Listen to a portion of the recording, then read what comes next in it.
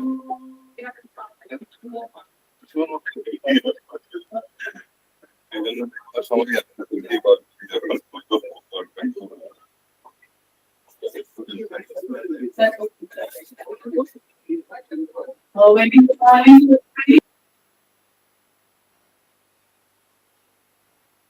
starting our program, I would like to invite our very own Director of Vibrant Study Center, Professor Shanmay Kormakar, on the stage.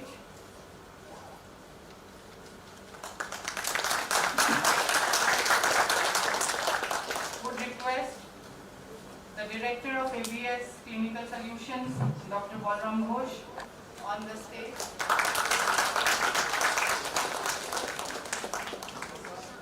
Our keynote speaker, one of the keynote speakers, Dr. Shubhra Chaudhary, please. I would like to invite you on the stage.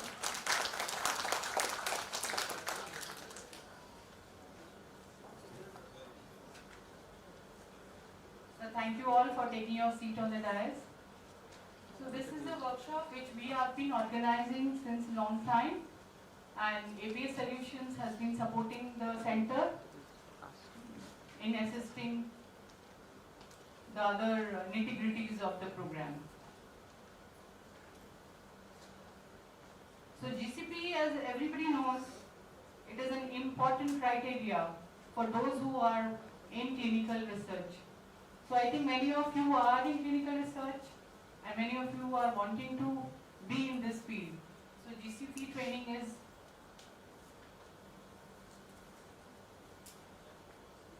very important.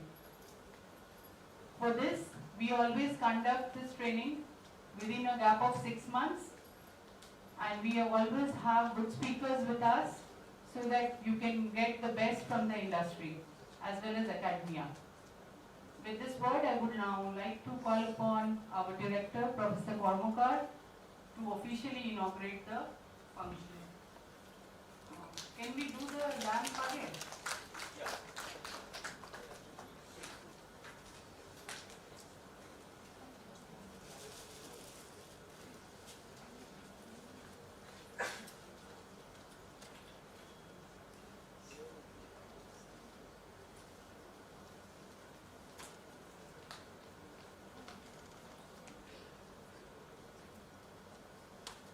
For lamp lightning, I would like to call upon Anirban. Please join them. Shukanta, Shomik, please. Dibbo, Rajesh, please join.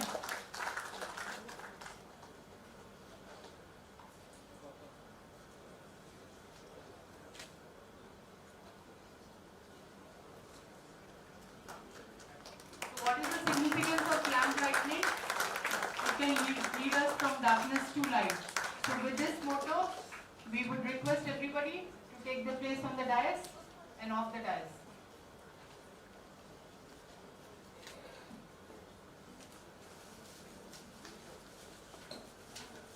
Thank you, ma'am. At the onset, I would like to welcome all the participants, the resource person, and a very good morning to all of you. Now, as the director of the Bioequivalence Study Center, it is my duty to, in very short, to tell about Bioequivalence Center. This Bioequivalence Study Center was a study center under the Department of Pharmaceutical Technology, Jadavpur University. It was created, I think, more than 24 years back, and it will not be complete if I don't acknowledge the great contribution of the creator of this center, that is my sir, late Professor Tapun Kumar Pal, better known as T.K. Pal sir. So he was the man who created this facility, and you will be amazed to know that he himself was a chemical engineer of the Jadavpur University. So being a chemical engineer from Jadavpur University, he dreamt of it and he got it done. And what is more interesting, this particular study center was the first CDCSO approved bioequivalent study center in the eastern part of India in those days. So having said that, there are other activities also which our Madam Dr. Sangeeta Agarwal, she will be telling to you. Now, I won't make my speech to be long because there are resource persons from whom you will be knowing this particular event and activities for which you have all came here and you are gathered today. So I would like to thank Dr. Suparna Chatterjee, Dr. Balaram Ghosh, Dr. Supriya Chaudhary. These people are very busy in their own field. They are physicians and well established and very busy physicians. So they have been kind enough to give their consent to be here as a resource person. And I am also extremely grateful for the support of Sura Pharma Labs, Hollow Nutrition, Being Pharmacist, Pharma Tutor, Drug Index, Medbots, and many other like them who had been very instrumental in the spread and the awareness about this program. This is a regular program which we do, and it is needed for these for the persons who are interested to be in this profession of clinical research. It is a very wide field and it is evolving day by day. When I first knew, only Schedule Y was there and nothing else. Those days were different, and as days rolled on, things kept up changing. Depending on the need of the market, complexity of the formulations, and the ethical issues which are gradually developing. So meeting these 3-4 things together at the same time, the main objective being the safety of human being. So keeping this in mind, I won't take more time. Once again, I want to welcome you all. I hope this particular program will be very successful, and after this program, your take home will be substantial, and I thank you all. Thank you.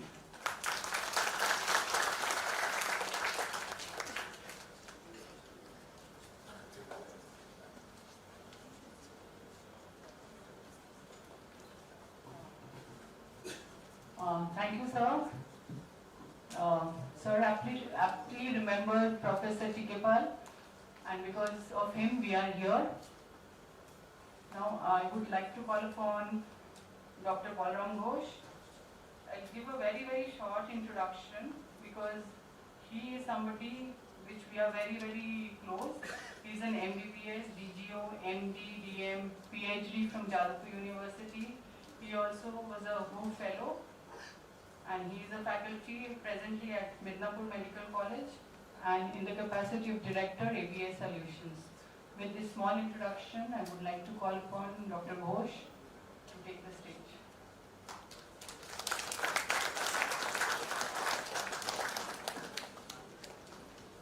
Good morning, everybody.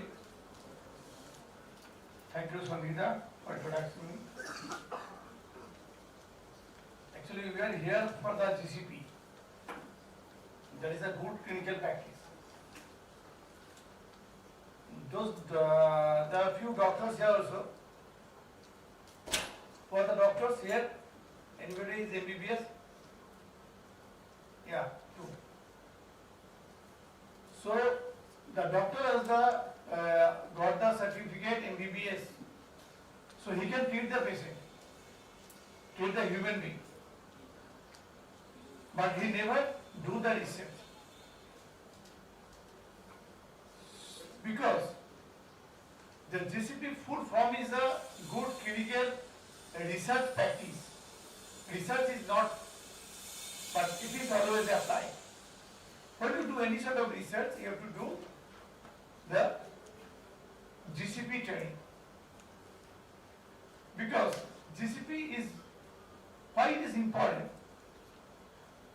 It is important because unless you are GCP compliant, you can't do the research properly. The data you collected from the experiment research or human being. It may be some histopathological slide, it may be from some blood test, it may be with intact patient, whatever may be. You have to do the data should be accurate and credible. Unless the result is accurate and credible, you never show the result to the whole world. So that's why GCP is important. Not only that, you have to keep the right and the confidentiality and the credibility of the patient. A human being is a right. Some patient have some HIV, so you can't disclose anybody because it is his right. Some patient in a trial, you can't disclose. It is his right. So by taking the all right to your patient and collecting the data which is accurate and credible, that is the decision. So this you have to know. Because those who have pharma industry, they somewhere always you do your human research. So that's why the GCP is important.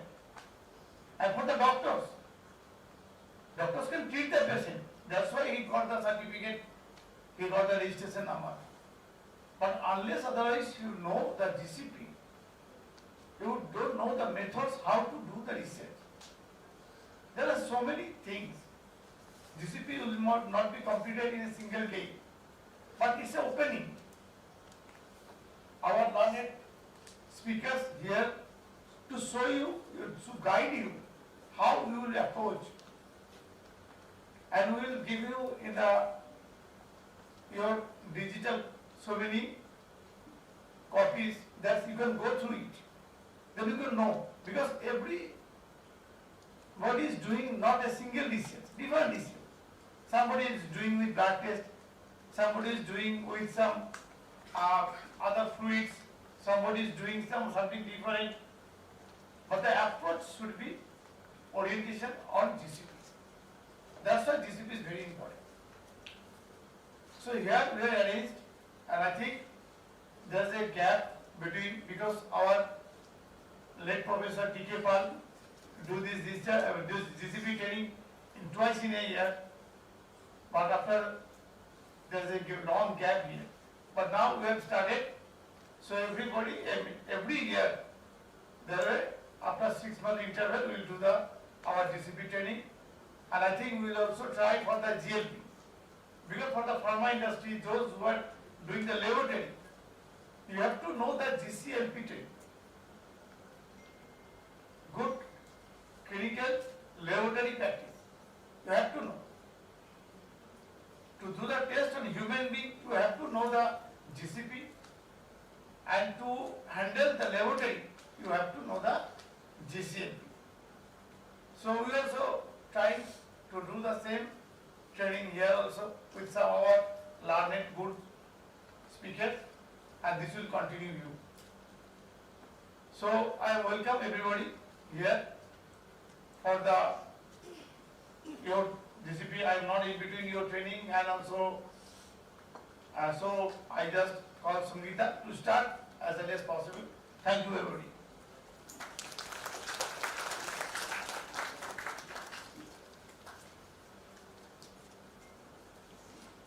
Thank you, Paul Ramda.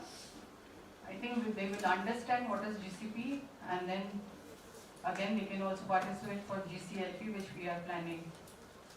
Now I would like to request Dr. Shukra Chaudhary, Assistant Director in Institute of Neuroscience, Kolkata. He is an MD and PhD and is a visiting lecturer in Newcastle University, UK. So with this, I would request him to also say something about our workshop and our long association with him. Thank you, Shanma sir, Puraram sir, and Sangeeta ma'am for inviting me. So as Sangeeta ma'am has rightly said that I am associated with this program, and also the training, or many of the training programs organized by DAV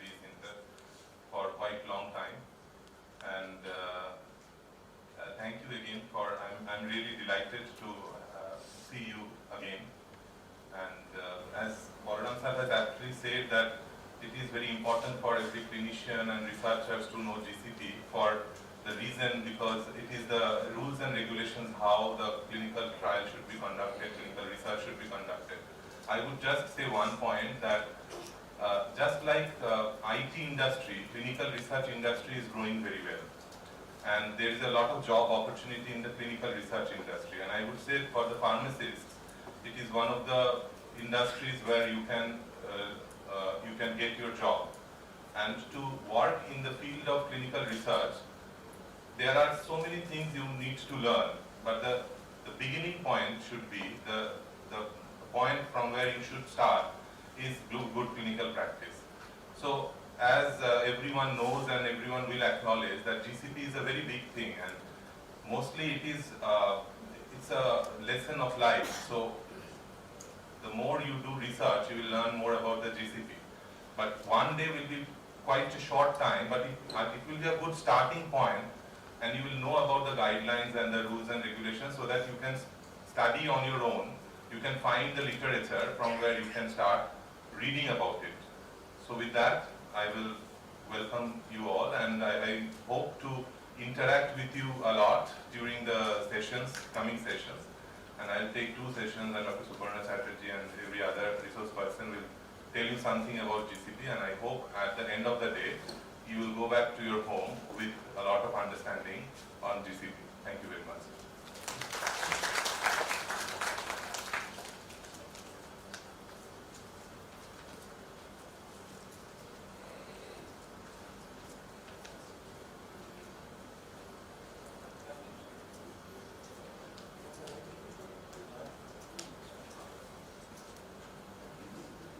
Okay, so with this, we are ending our inaugural session.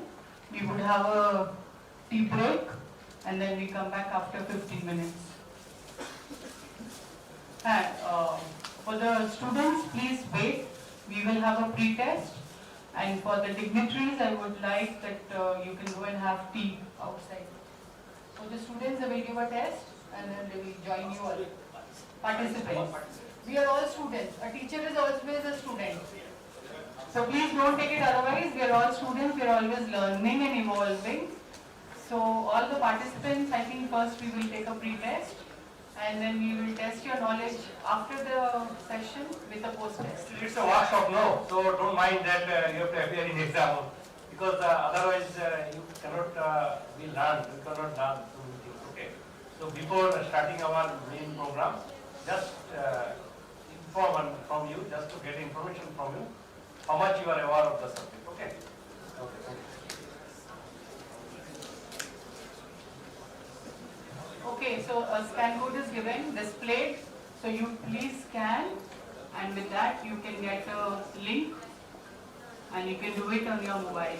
We are done away with papers now because we are into the digital era. So no, we used to have questionnaires printed on a paper. So I think everybody can do this. Is anybody facing a problem with this? Is the link accessible by everybody?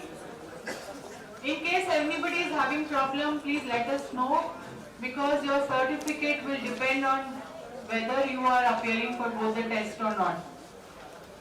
You are assessing yourself. We are not assessing. What was your knowledge before the workshop and what is the knowledge after the workshop? Right, sir? So after you do this, then you are most welcome to join us outside for the tea.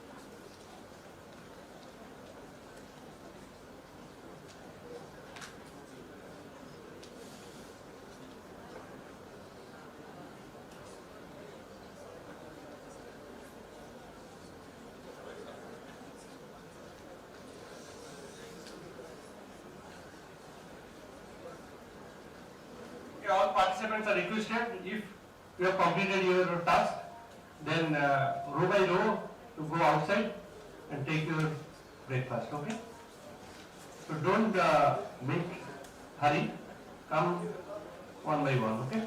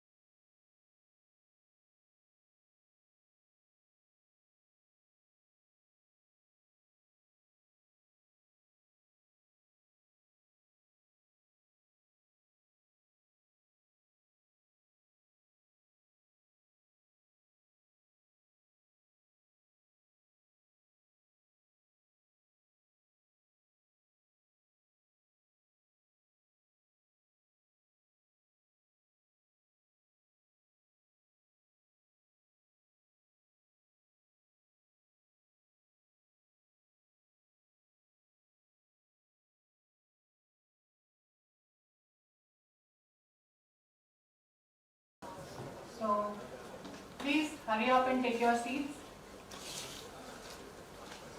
Now I'm calling our keynote speakers, Professor Suparna Chatterjee. She needs no introduction. That is, I'm not introducing ma'am.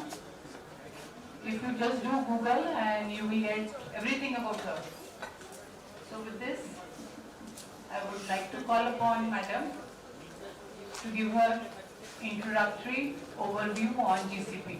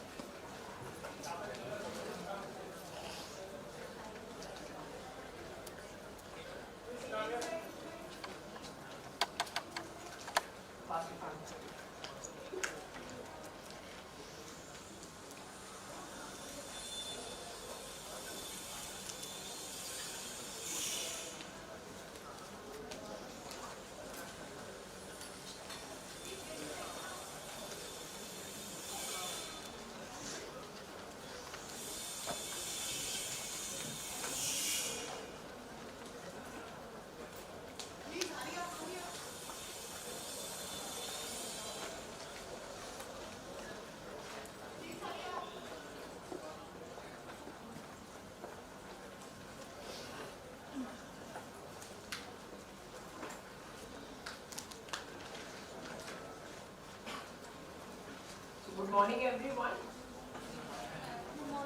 It's always a pleasure to be back at JU, and thanks for the invite, Dr. Chandmoy, and our clinical pharmacologist colleague, Dr. Balaram, Shongita, and all others.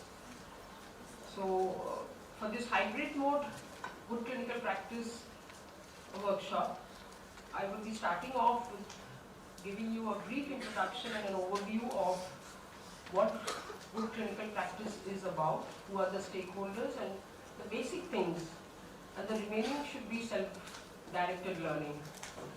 And subsequently we have other speakers who will dwell upon the other important salient aspects of good clinical practice.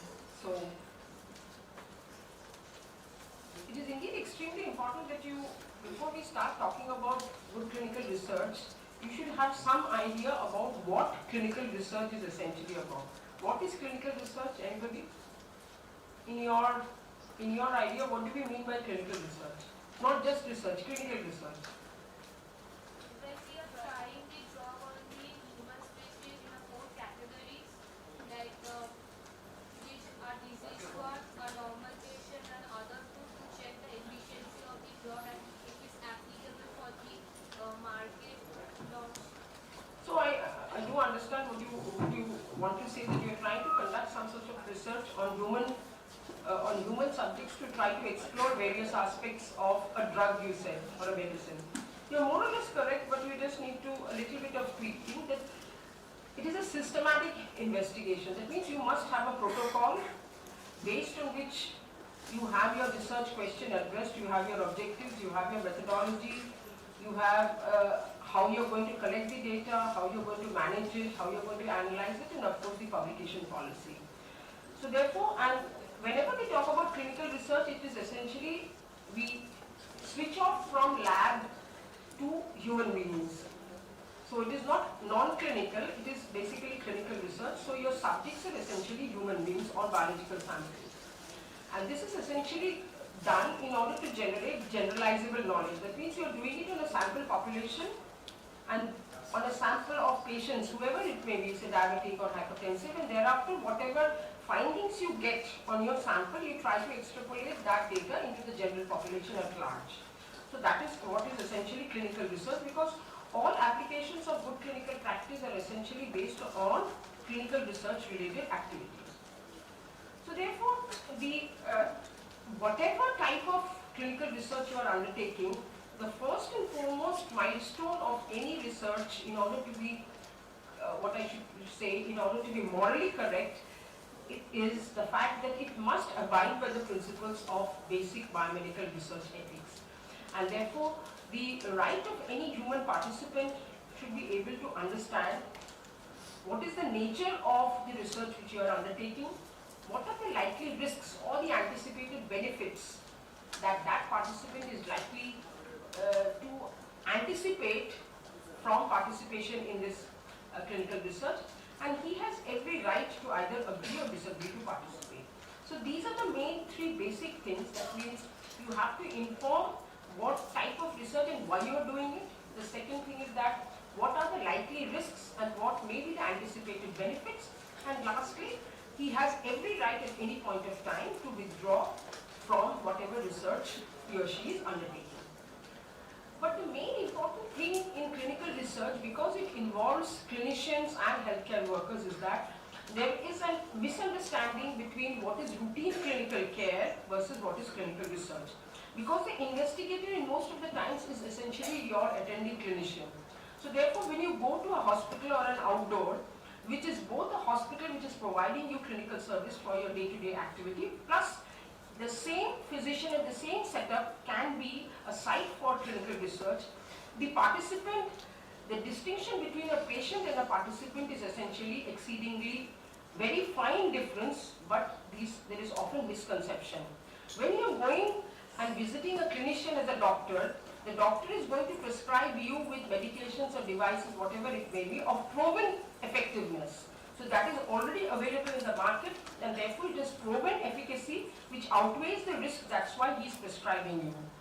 But when the same doctor becomes an investigator, and you transform from a patient to a research participant, there is essentially a distinction. And this distinction is not very well understood. So the participant always feels যে ডাক্তারবাবু যেটা দিচ্ছে research বলে আমরা তো ওটা ওষুধ দিই তো জানি ওটাই ভালো কাজ করবে। No, there lies the distinction between your role as a participant versus that of a patient, and the distinction between your treating clinician versus a principal investigator or investigator of a research. So therefore these two relationship, and always the concept of what is known as the therapeutic misconception. Therapeutic misconception essentially means that you always know whenever you visit a doctor that whatever he is prescribing is intended to have some therapeutic benefit, whether for prevention of disease or for diagnostic purpose or for treatment. But in research, there is no reason for you to believe that this treatment or whatever is given is going to work. But you have a misconception that because it is a clinician writing to you, you perceive that it will do only good rather than any harm. So this concept of therapeutic misconception is essentially a very important concept, and therefore it is the duty of the investigator when you enroll any person in a clinical trial or any clinical research to make a distinction that yes, this is not yet of any proven efficacy. So therefore don't think that merely by taking this medication or this vaccine or this device it is only going to do you good vis-a-vis it is only going to do you good, because we know that this till date has not been established to have proven efficacy and safety. So this is what I was telling you, that the role between patients and participants, and therefore you often feel that your role essentially hangs in the hands of your clinician who is now an investigator. So therefore we talk about good clinical practice, but ideally it should be good clinical research practice, because we often make a mistake that seeing patients well is in your day-to-day clinical practice is what is GCP. No, GCP is essentially a code of conduct, what I should say, only pertaining to research related activities. So what are the main objectives of any good clinical research practice? What is the basic principle? The basic principles are essentially twofold. One and foremost is to protect the rights of the research participants, that is the right to the safety, and the second is to ensure credibility of the data. I think in Indian scenario, both of it are equally important. In various other places, I think the credibility of the data generated in research you are groomed in a culture where you are expected that whatever data you generate in research or whatever in your day-to-day life, that is credible.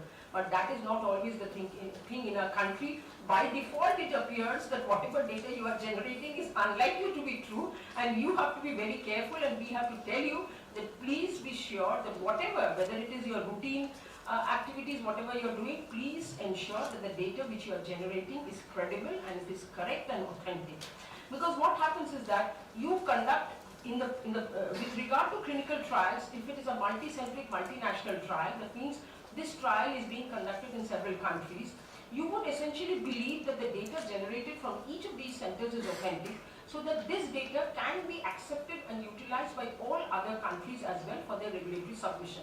But if you have not generated data in a credible way, and if this data is not authentic, then what happens? It essentially undermines or jeopardizes the integrity of the research which has been taken. So therefore, whatever activities are enshrined in the doctrine of GCP, whether it is the Indian GCP, whether it is the ICGCP or the WHO, which gives us some guidelines about it, all of them are essentially based on the fact that you must protect the rights and safety of the research participants, and secondly, the credibility of the data should be ensured.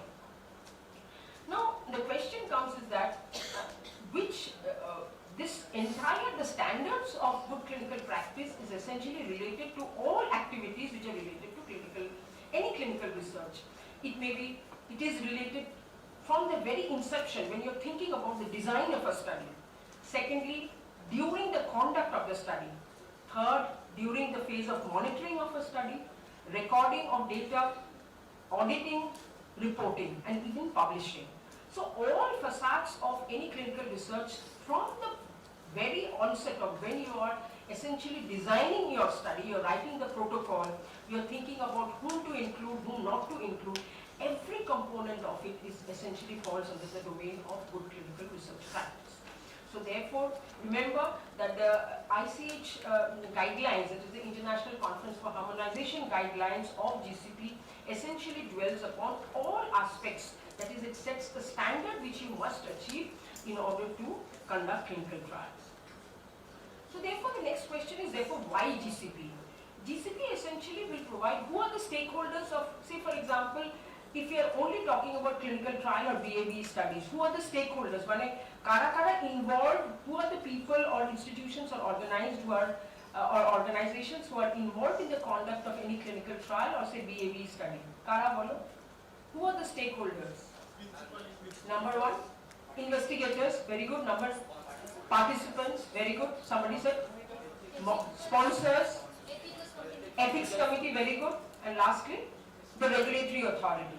The regulatory authority, say for example, if it is a drug-related trial or whoever it is. So I have got all the names of the stakeholders, who are involved in the conduct of clinical trials. So therefore, GCP essentially provides all stakeholders a framework to conduct clinical trials according to similar rules and to conform to high ethical and scientific standards. But remember, GCP is not a law, it is a guidelines, or more or less what we say it is quasi-legal document.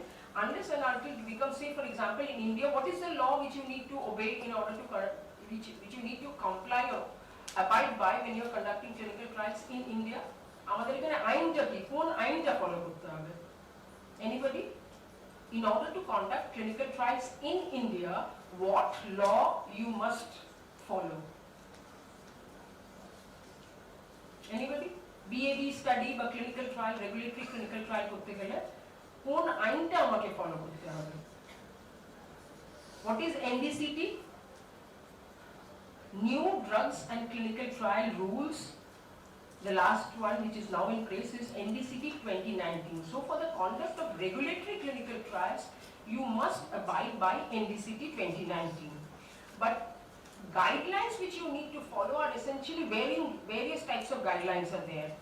In the international A, the most widely used guidelines is that of the ICH-GCP. Indian GCP is also there, কিন্তু ওটা খুব একটা update করা হয়নি। Plus ethics এর জন্য ICMR guidelines are there, for you have to abide by the ICMR guidelines. But the key message is that in order to conduct any regulatory clinical trial or bioavailability, bioequivalence study in India, you must follow the NDCT 2019. Schedule Y এখন আর নেই. Schedule Y has been replaced by the new drugs and clinical trials rules 2019 April যেটা এসেছে.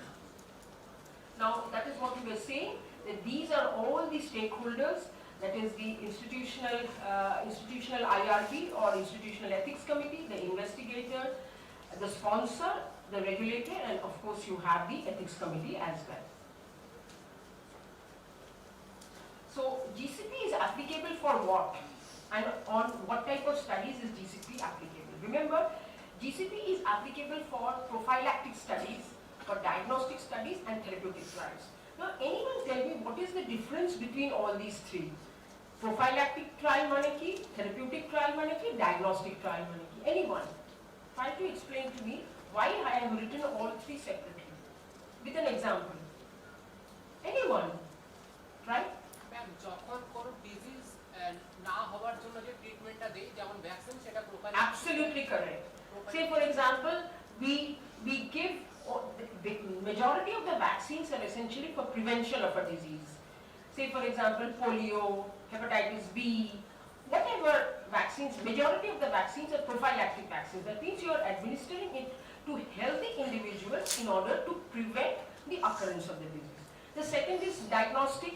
That means, please remember that diagnostic agents also fall under the ambit of NDCT and for GCP. That is for the purpose of diagnosis of a particular disease. You're using some instruments or you're using some devices or you're using diagnostic kits. These also fall under this NDCT. So it is applicable when you're trying to test it out. And the last is therapeutic. So what is therapeutic trial? What do we mean by therapeutic and what is the difference between prophylactic and therapeutic trial? Ma'am যখন কোনো একটা disease diagnose হয়ে যায় তারপর যখন ট্রিটমেন্টটা দেওয়া হয় সেটা Absolutely correct. Therapeutic means for the treatment. That means you're already suffering from the disease or this drug when marketed, it will be used only for the purpose of treating either the signs or symptoms of the disease or per se the disease itself.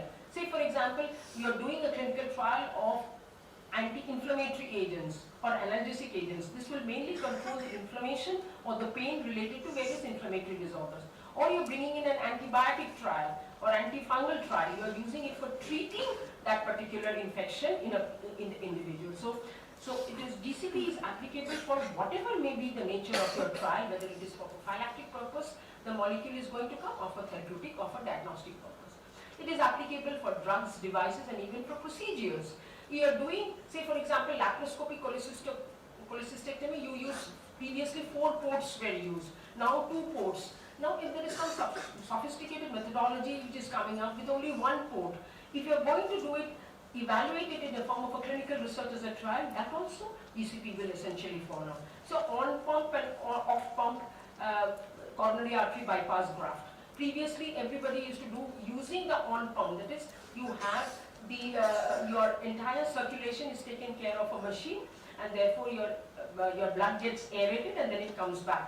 But now we have even on pump, you don't need this heart-lung machine and you can do it while the heart is beating. So remember that it is not restricted only to drugs and devices, it is also related to various procedures, surgical procedures and other interventions. Even cognitive behavioral changes. We have one of our colleagues who will be speaking here. They do a lot of work on cognitive science. So don't always think that it has to be only drugs and devices. There can be anything. Wearable devices now are coming up. So these are quite distinct from the devices which we previously thought of. And there are newer methods which are coming up which can be clinical research is essentially needed or entailed to answer important research questions.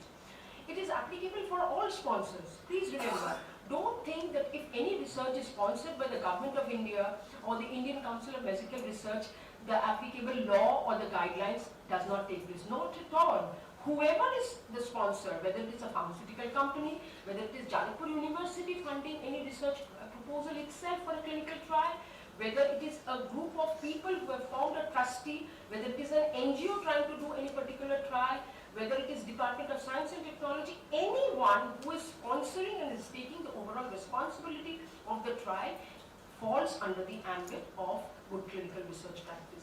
And lastly, whatever may be the design of your study for clinical research, this essentially GCP is applicable for them.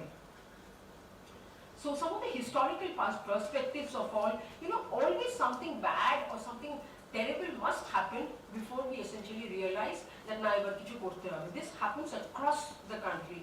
You have very heinous acts of gross violation of rules, laws, behavior. This is always the backdrop against which laws are framed or guidelines are essentially framed. So therefore, the good clinical practice guidelines are essentially an aftermath of various, what I should say, heinous, inhuman practices which were essentially taking place over centuries before this essentially came. So these are some pictures of Second World War, those who were taken as prisoners, তাদের উপরে Nazi doctors, German, how they tried to do different types of clinical research. They wanted to simulate what are the changes in your heart rate, blood pressure, which takes place when you are submersing a person in deep water, or you are placing them in a chamber where you regulate the air pressure and the temperature, and you want to see what happens to you.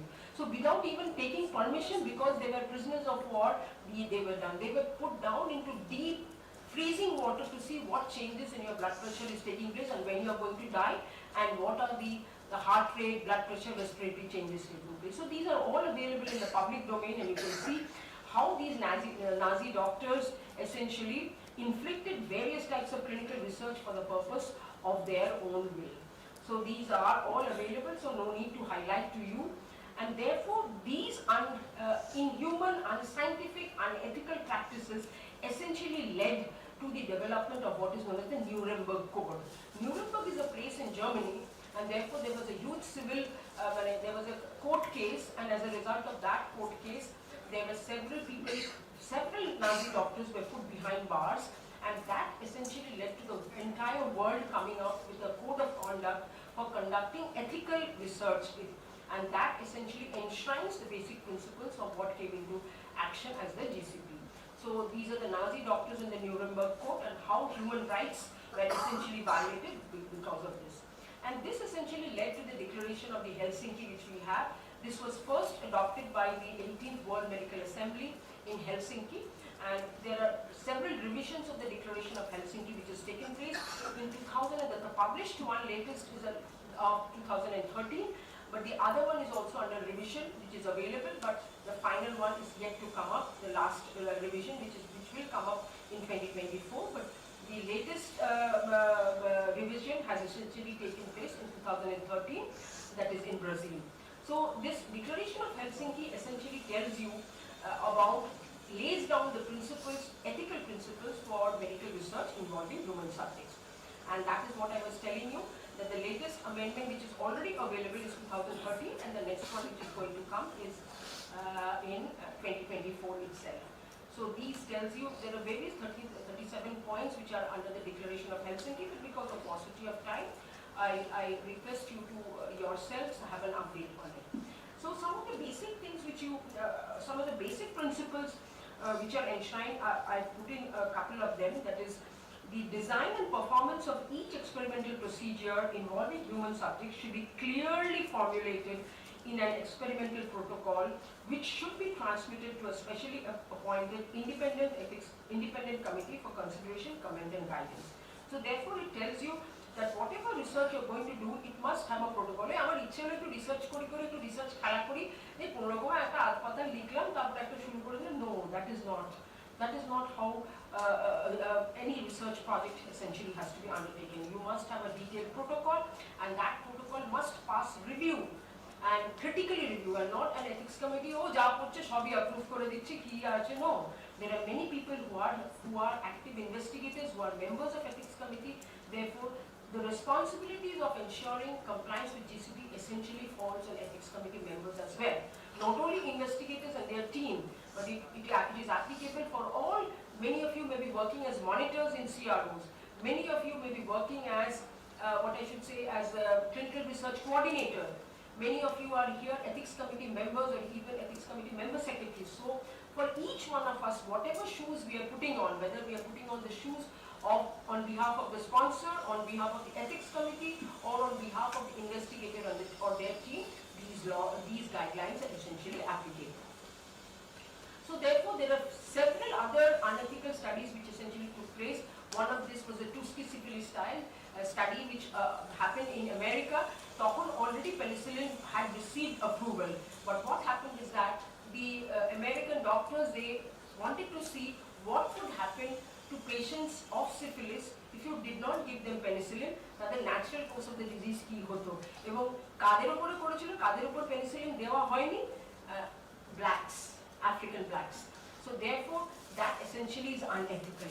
So when a drug is already available for treating it, depriving one group of apartheid population, not giving them the drug and trying to see what is the natural course of syphilis, to see how long it takes them to die, that essentially. And of course, this heinous crime was essentially apologized much later. Americans realized, at least they say sorry.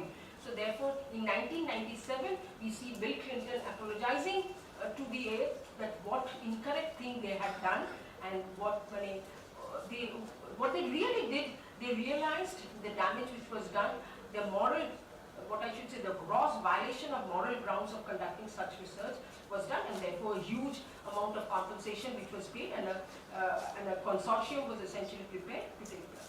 The other one is a very interesting story of Henrietta Lacks. I do not know many of you who work with cell biology who know the Heller cell line. The Heller cell line is an immortal cell line, immortal cancer cell line, which is very frequently used for various studies. Even the COVID vaccine which came up, the evaluation of it was essentially done on Heller cell line. Now this Heller cell line essentially comes from the name of a lady. Of course, she was a black lady, Henrietta Lacks. She essentially suffered from carcinoma cervix, and at a very young age she passed away. But what happens is that the cancer cervix cells which were isolated from her, that cell, without taking consent from her, was taken up, and thereafter the institute in Boston, I've forgotten, in John Hopkins has essentially taken that cell line, and later on they had sold it to a company, and even today the Heller cell line, whatever you buy, the entire money essentially goes to the company who is now holding the license for that. But none of the what I should say, the legal heirs of Henrietta Lacks were essentially given or shared this amount of money which this company have generated, nor was any consent taken from her that her cells, cancer cells, are going to be used subsequently for various types of research and of course for commercial gains. So a case was essentially fought, and some funds were generated, and this was essentially donated to them. So these are huge things which have essentially taken place. And the other one is the Mother of Gynecology Movement Monument. I don't think many of you must have heard about this. This is a very interesting landmark which has taken place, and we essentially learn from these landmarks.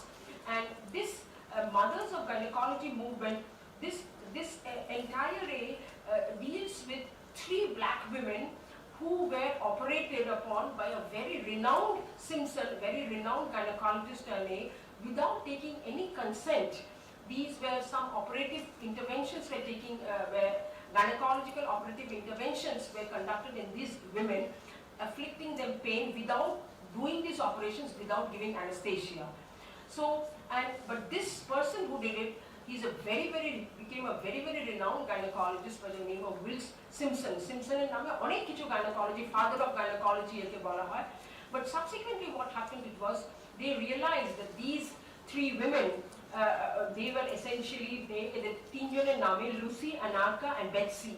So there is a very important document which is available, and thereafter they have prepared this monument to show that how they were victims of unethical research, and how some people were essentially considered, or what I should say, they became professionally renowned by doing things which were not essentially ethically correct or scientifically sound. So this is still available this monument is available in Baltimore.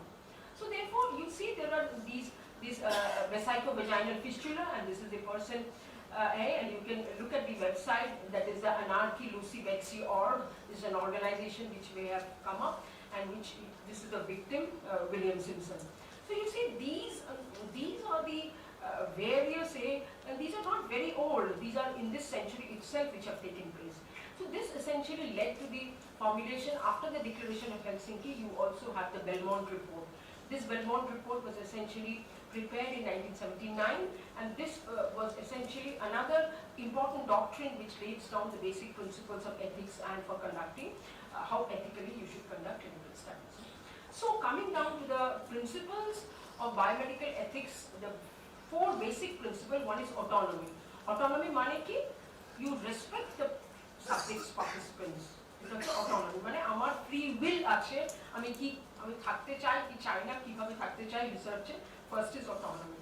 The second is beneficence. There must be some amount of perceived benefit for conducting clinical research. যদি anticipated, it may not turn out to be beneficial, but when you are starting the study, there must be a presumption that I intend that some amount of benefit is expected.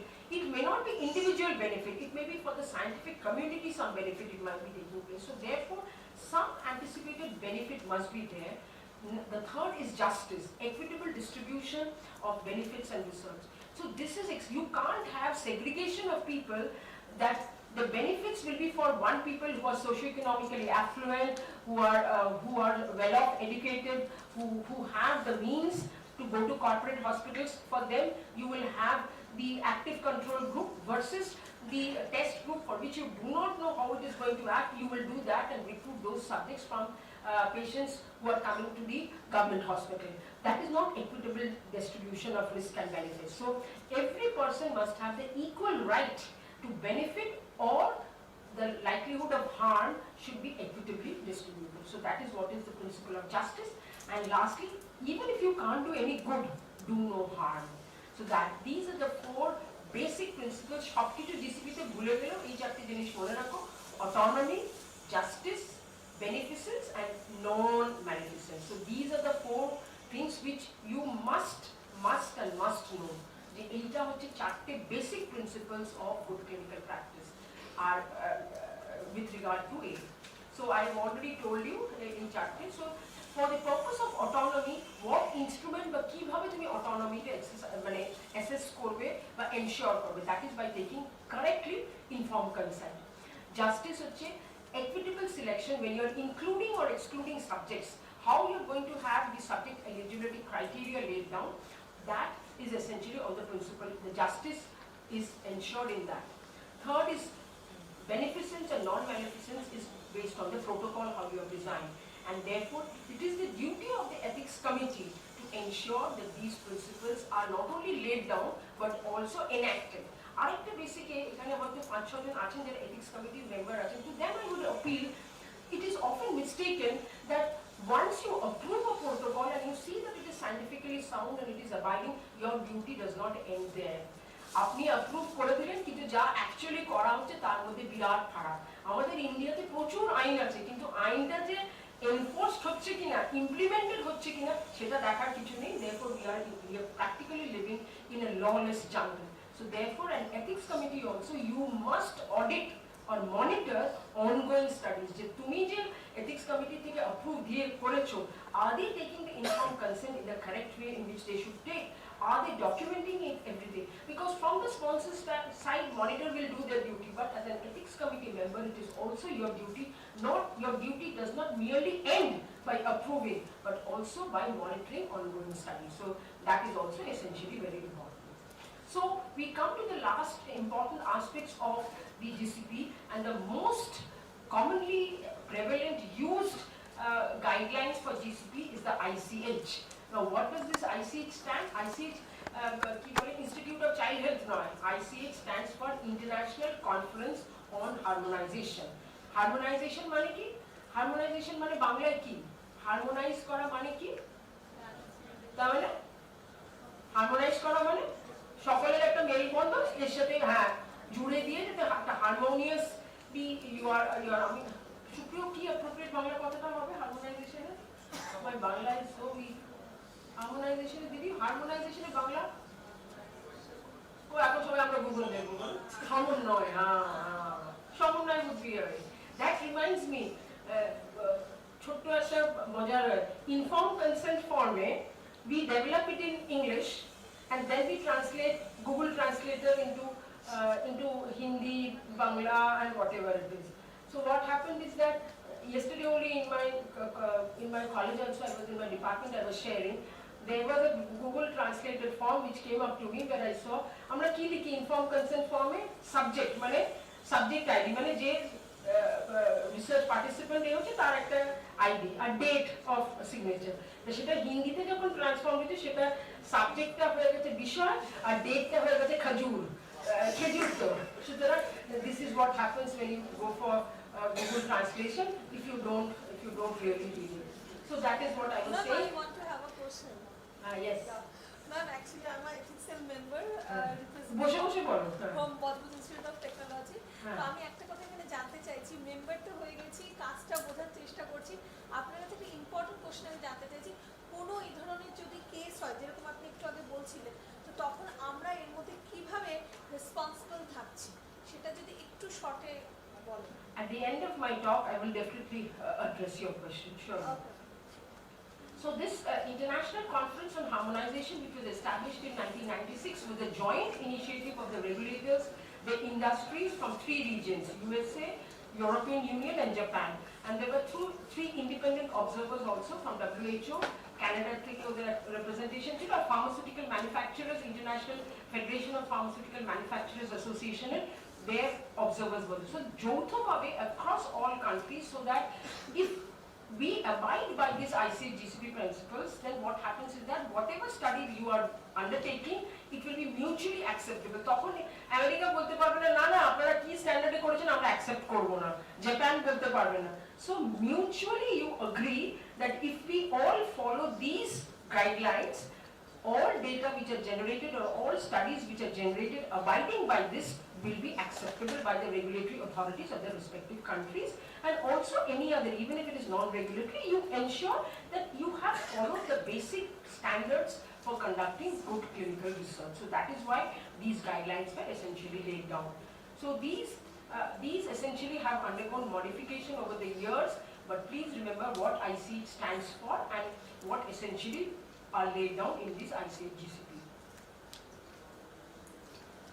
So ICH, I told you, it stands for International Conference of Harmonization, and therefore. So GCP, these ICH guidelines essentially follows throughout the path of a clinical trial.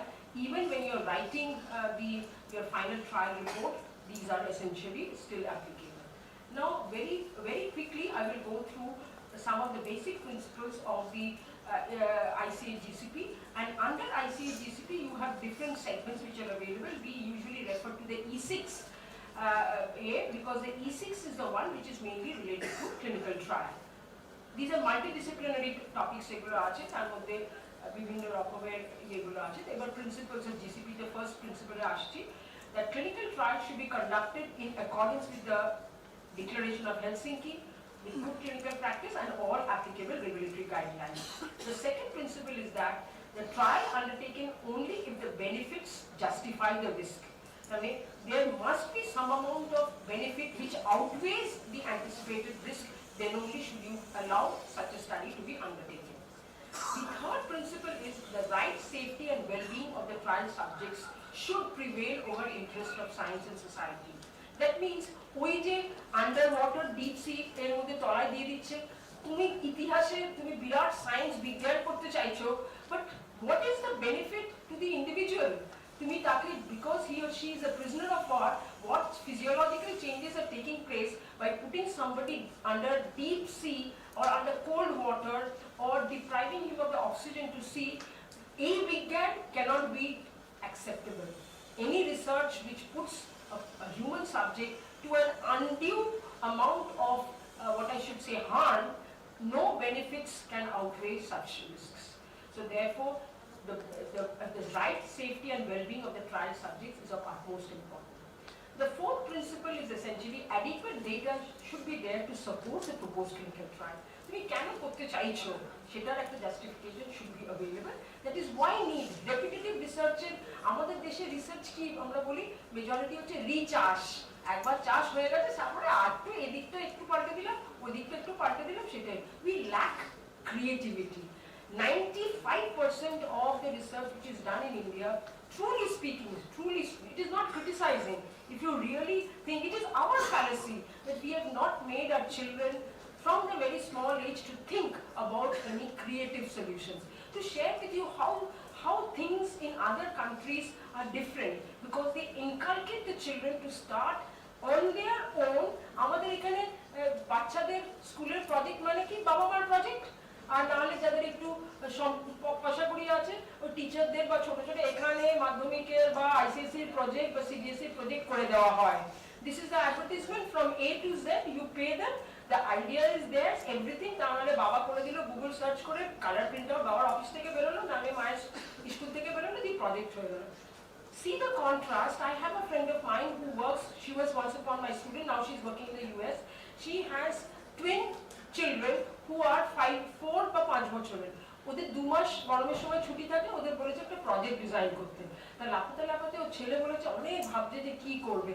তারপরে বাচ্চা, that small 4-year boy has come up to the mother, her mother is a scientist in Harvard. বলেছে mommy, can I do a project in which one I will use bottled water, তো 3টে জানলার থেকে টবে গাছ নিয়ে এসছে। একটা বলেছে আমার মামি আমাদের কিচেনের ট্যাপের যে জল আছে I will put that water and I will see one water will be when we go out and when we buy bottled water, in one I will put that bottled water, আর আরেকটা বলেছে যে লুয়ের wash বেসিনে থেকে যে জল আছে সেটা দিয়ে দেখবো যে কোনো ডিফারেন্স হয় কিনা, to see whether the plants, আমি একই জল দেবো, অ্যামাউন্ট জল দেবো, but let me see. So you see, this is the way the parents, the same parents, they are all Indian, একজন কেরালাতে, একজন মাল্লু মালয়ালি, আর একজন হচ্ছে বাঙালি, মেয়েটি বাঙালি, কিন্তু they never force, বলে যে in US and in other countries, whatever it may be, you think, you observe, you write down at that age. আর আমাদের এখানে ওভার প্যারেন্টিং, ছোট থেকেই হচ্ছে সব মানে সব কিছু চিন্তা অন্য লোকে করে দেবে এবং আমরা। So therefore we really feel that the type of research which we are essentially conducting should have some amount of creativity, some question. It may be very simple, খুব সহজ হতে পারে, but let it be novel. একটা কিছু element of novelty বা creativity না থাকলে it is a wasteful expenditure of time, manpower and infrastructure doing useless so-called research. That is my personal feeling. The 5th and the 6th principles are essentially clinical trials should be scientifically sound and described in a protocol, and the trial should be conducted in compliance with the protocol which has been approved by the ethics committee. The 7th and 8th principles are medical care and medical decisions is the responsibility of a qualified physician. আমাদের এখানে majority of the clinical trials and research involving medicines or devices, essentially the PIs are clinicians, but অন্যান্য দেশে even study nurses, pharmacists can also do it. But in your teams, there should be a medically qualified person, because medical decision making must be taken by the clinician. And each individual must be qualified by education, training and experience. শুধু PhD থাকলে হবে না। Your degrees know whether you have the correct training, and that is why GCP training is essentially important. That you are trained as well as you have the knowledge in order to be part of an investigator. The 9th principle is freely given informed consent obtained from every subject prior to clinical trial participation. In my second session, I will talk about it. The 10th principle is all clinical trial information should be recorded, handled and stored irrespective of whatever media you are using, hard copy CRF, e-CRF, cloud-based computing, whatever it may be, but you must ensure that it is recorded, handled and stored in order to ensure that the confidentiality of the data is essentially maintained, and allow accurate reporting, interpretation and verification. যখন monitor বা audit করতে আসবে, so they can see the trail that you have not fudged. মানে কত কি বলে has faced audit. Shuprio has faced audit from international agencies, I think, and there are others who have seen. আমাদের এখানে কি করে trial A you recruit the subjects, informed consent form you don't sign on that day, একসঙ্গে তারা হয়ে গেল, তারপরে clinical research coordinator সেগুলো স্যার সই করে দিন, মনিটর আসবে, একই পেন দিয়ে গত 6 মাসের যত সাবজেক্টের রিক্রুটমেন্ট হয়েছে একই পেন দিয়ে সই করে দিলে, স্যার একটু ডেটটা এদিক ওদিক করে দিন নালে ধরবে। বাট ইউ ডোন্ট নো, তুমি যে স্কুলের কিন্ডারগার্টেনে পড়ো না, সেই স্কুলের যখন মাস্টার আসবে সে সব ধরবে।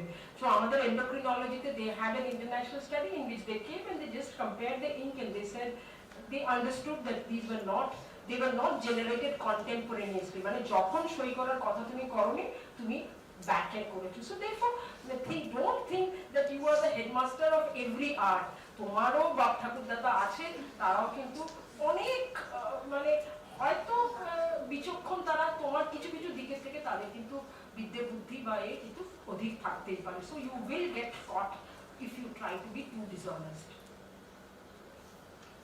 Our 11th, 12th and 13th is quality assurance measures should be implemented, confidentiality and privacy should be protected, and investigational IP মানে intraperitoneal injection না, IP in clinical research means investigational product, তার মানে কি যে ওষুধ বা যে জিনিসটা তুমি ইনভেস্টিগেট করতে চাইছো, the experimental agent, those are known as the investigational products. They must be manufactured, handled and stored as per good manufacturing practice. So this is a, and Indian guidelines and a tiki ache, we have the Indian Good Clinical Practice Guidelines. It dates to I think 2000 সালের জন্য, আমি exactly ভুলে গেছি, but খুব আমরা এটা use করি না বলে 2005 if I am not mistaken. Then we had the amended, 2001, we had the amended Schedule Y in 2005, but the amended Schedule Y is no longer in place, and it has been replaced by the NDCT, which I was telling, that is the New Drugs and Clinical Trial Rules of 2019, and the bioethics guidelines of India, which needs to be followed, is the ICMR bioethics guidelines. The first version came up in 2000, then you had the second revision in 2006, and the latest one is that of 2017. And I can tell you, this is one of the excellent and elaborate biomedical ethics guidelines which are available. There are other guidelines of ICMR for stem cell research, for research being done in emergency scenarios like pandemic, then research on pediatric subjects. So you go to the website of ICMR, you download and you go through some of these, and these will essentially empower you with the basic doctrines of how to conduct research in an ethically sound manner. So these are the ICMR guidelines, and therefore these were also, so finally to come up to this, that for all aspects of conducting clinical research and clinical trial, you must ensure patient safety, and your outcome should be, there should be credibility of the data which is generated in clinical research. So finally, the take-home message is that biomedical research must abide by all applicable principles of GCP. The ICH, that is the International Conference on Harmonization Principles, GCP, is the most widely used guidelines internationally. The GCP is essentially to protect the participant rights and well-being, and the basic principles of GCP are justice, autonomy, beneficence and non-maleficence. And all stakeholders must be regularly trained in GCP. Ekbar training money je hoye gelo ta na, that is why they say that GCP trainings are usually applicable, at least for about 2 to 3 years, and therefore you need to update yourself whatever. There are various online aid which are available, but I think it is best to have early. So therefore, thanking you, and I think this is, it's very well said by Dalai Lama that our prime purpose in life is to help others, and if you can't help them, at least don't hurt them. So thank you very much for giving me this opportunity.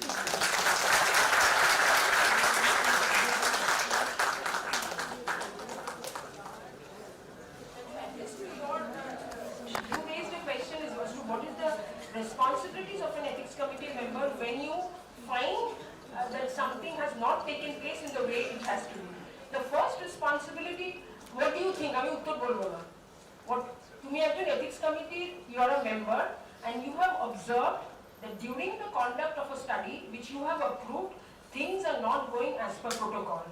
So what do you think should be the role and responsibility of the ethics committee? momentarily বন্ধ করে দেওয়া, বন্ধ করে দেওয়া। আচ্ছা, আর anything? and what modifications can be done. Report to the sponsor. Anybody else? I will try to. I will try to resolve it. First and foremost is you must investigate to see in which aspect the violations or deviations are essentially taking place. বন্ধ করে দেওয়াটা জীবনের that is the easiest task. momentarily বন্ধ করছি, then পুরোটা দেখে আমি ব্যাপারটা modify করছি। The first thing in my knowledge and wisdom is first try to list down where the deviations or violations have taken place. Talk to the PI and the team. inform, you are not, the ethics committee never directly contacts the sponsor. It is intimation to the investigator and the team that these are the violations which have been noted, and if you feel that these are very serious violations having taken place, then you need to inform it to the regulatory authority as well that this will happen. So it depends upon the nature of the violations, continuous training, fact-finding, counseling them, and that is, I think, my best advice to you. If anybody others would like to add on, I think they are welcome. So I think, any other questions, you can write it down. When I finish my informed consent session, then I can take it. Thank you very much.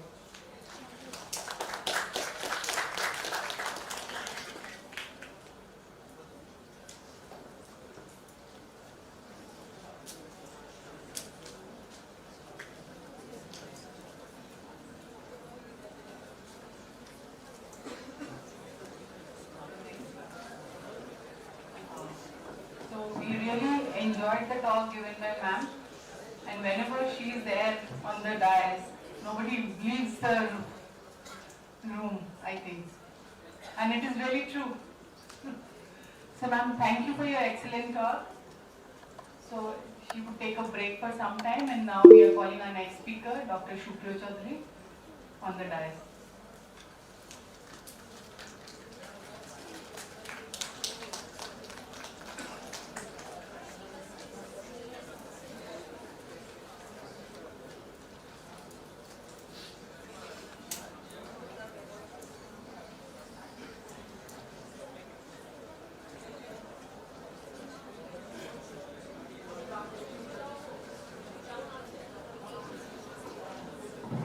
Good morning everyone.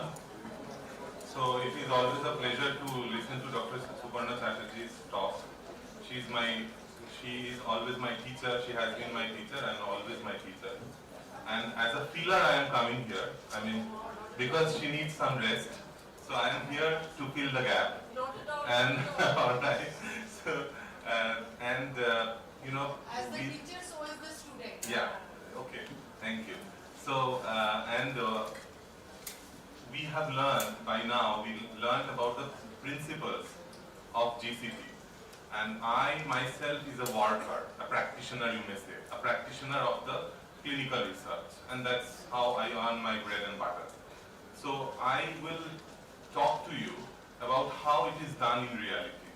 So I'll talk about the responsibilities of the investigators. So to start with, and this responsibility of the investigator is true for academic research as well as regulatory research. But mostly, today whatever I am going to talk, today what we are talking actually, we will discuss, it is more relevant to regulatory clinical trials. So let's start with the basic functioning of a multicentric sponsored clinical research. Usually, I mean in most of the cases, they are most commonly drug trials. It's very famous, known as drug trials. And the industry, a big industry runs in that particular field. You must be aware of that. And today, many of you are present here, I believe, because I mean the students of life sciences, the students of pharmacy, they have got good job opportunity in this particular industry.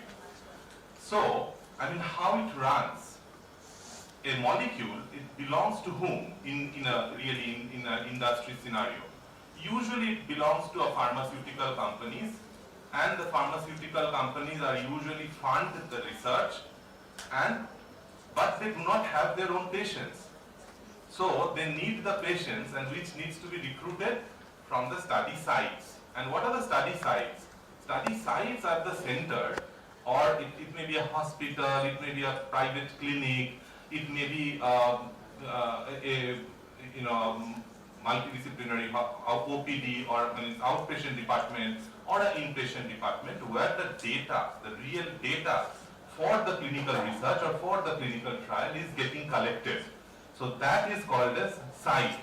So there is someone who is giving the money for doing the research, and they are giving the money not for any philanthropic reason. They are giving the money because they want to prove that their molecule is possibly efficacious. And finally, what will happen to that? They will make a report, and that report will be submitted to the regulatory agency of the country or different countries, and finally, if they can prove that their molecule, a drug, is safe as well as quite effective, then the regulatory agencies will give the permission to market that particular drug. And once it is marketed, then it is, it's a big hit for a pharmaceutical industry. So it's a new molecule. When it launches, the share price that increases many folds. So that is how it actually happens. So basically, there are, as I told you, that the industry runs like that. There is a sponsor who is funding the research, and there are sites who is recruiting the patients, who is collecting the data. In between, often it may happen, it is not mandatory though, but it may happen that the pharmaceutical company, they do not have the infrastructure to run the entire operations or oversee the entire operation of the research. So there are organizations in between who take contract from the pharmaceutical industry to oversee the research, to supervise the research, to ensure the quality of the research and make the report of the research and do the regulatory submission and everything. They do on behalf of that particular sponsor, who can be a pharmaceutical industry.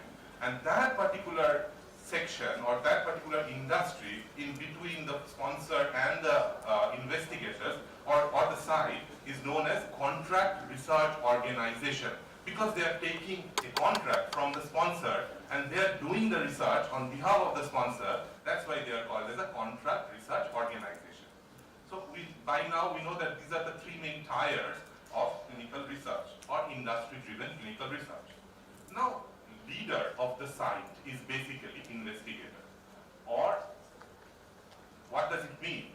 So it means that the investigator is a person who is responsible to conduct of a study at a trial site, and he is responsible for the right, safety and well-being of the study participants. That means, suppose you are working in a hospital, alright, and it is a trial site, and in that trial site there is a doctor who is recruiting patients.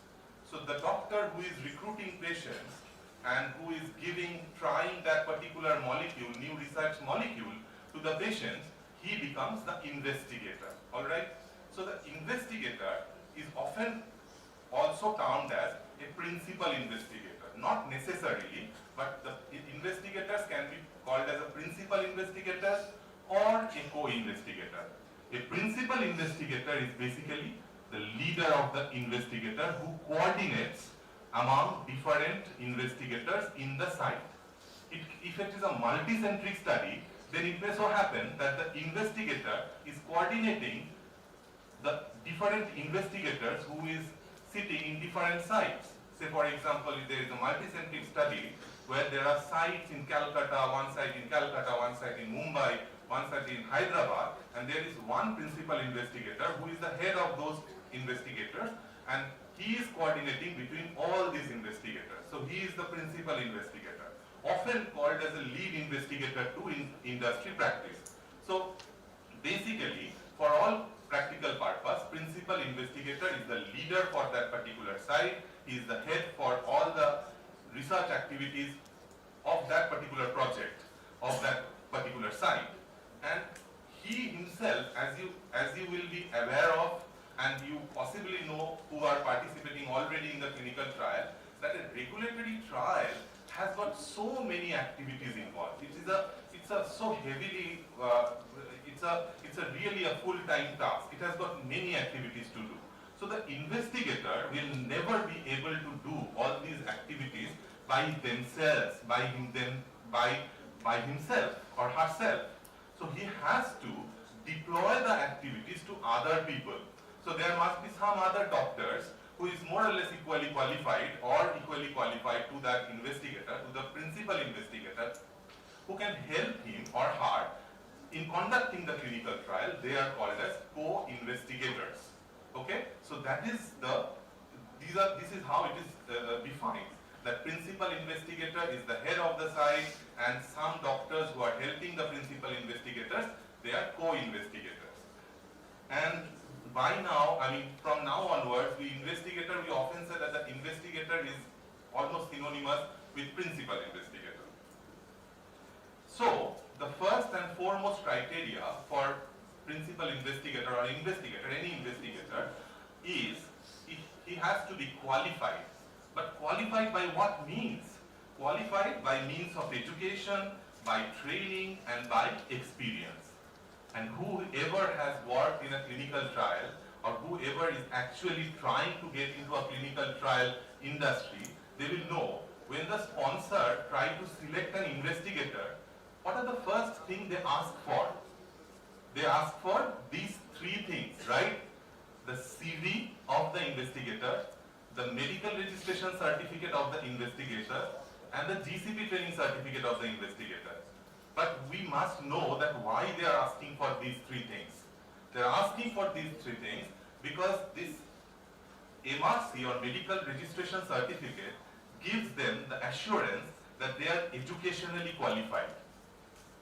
The GCP training certificate is ensuring that, okay, they are certified or they are rather trained for conducting a research or an industry-driven regulatory clinical research. And third, they are experienced. How it will be ensured? It will be ensured by their CV. So their curriculum vitae will reflect their experience, right? So that means these three documents are essentially very important because every investigator must be qualified by education, training, and experience. And one more thing, suppose that only this MRC or the training is not sufficient. Suppose there is a trial going on a particular drug which can be delivered or which can be used by a very selective group of doctors. Say there is a surgery trial and I am a physician, so I will not be able to conduct that surgical procedure, right? So I need to have appropriate training for conducting that clinical trial. Say for example, there is a botulinum toxin injection trial which is often used in cosmetology or often used in various other disorders like in neurological disorders also. So in that case, only a very few fraction of neurologists have got the training to inject botulinum toxin in a healthy individual or in a patient. So the investigator must have the experience and the credibility to use the investigational product, must have the experience for doing so. Otherwise, it is not possible for him to conduct or participate that particular study. Now comes the resources. The investigator must ensure that he or she has the adequate resource to conduct the clinical trial. What does it mean by resources? The primary resource for any investigator is patience.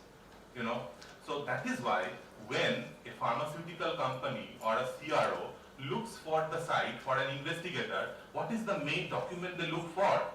Anyone who is working in industry, can you tell me once that what is the first document they ask for during the site selection process? Anyone has experience on that?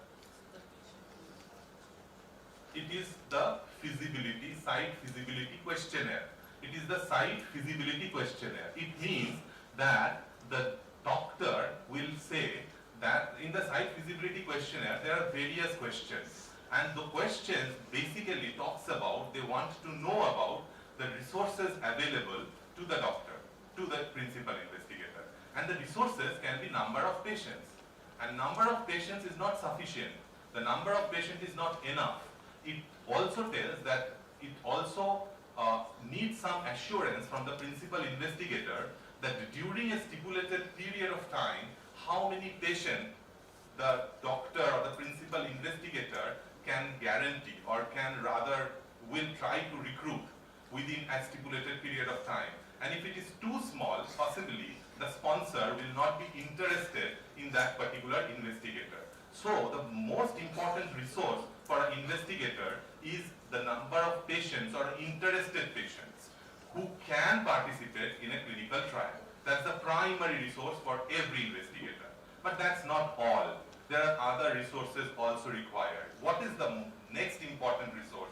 The next important resource is the support staff. Without a team, nothing can go. I mean, no show can run. So clinical trial in management is also in a site level is like a show, and it needs the participation of a whole team. So the investigator must have the entire team who is knowledgeable, who is experienced and trained in running clinical research. So what are the different posts? Anyone can say that what are the different positions available in a clinical trial site for working? CRC, it's clinical research coordinators. For fresh graduates, for fresh life science graduates or fresh pharmacy graduates or postgraduates, they can first apply for a CRC position. It's called as a clinical research coordinator position, often available in various clinical research sites. Okay?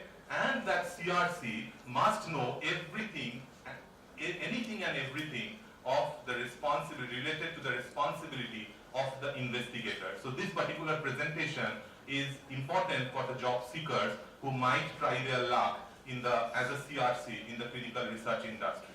So by now you know that the investigator must have a good patient pool who are likely to participate in a clinical research.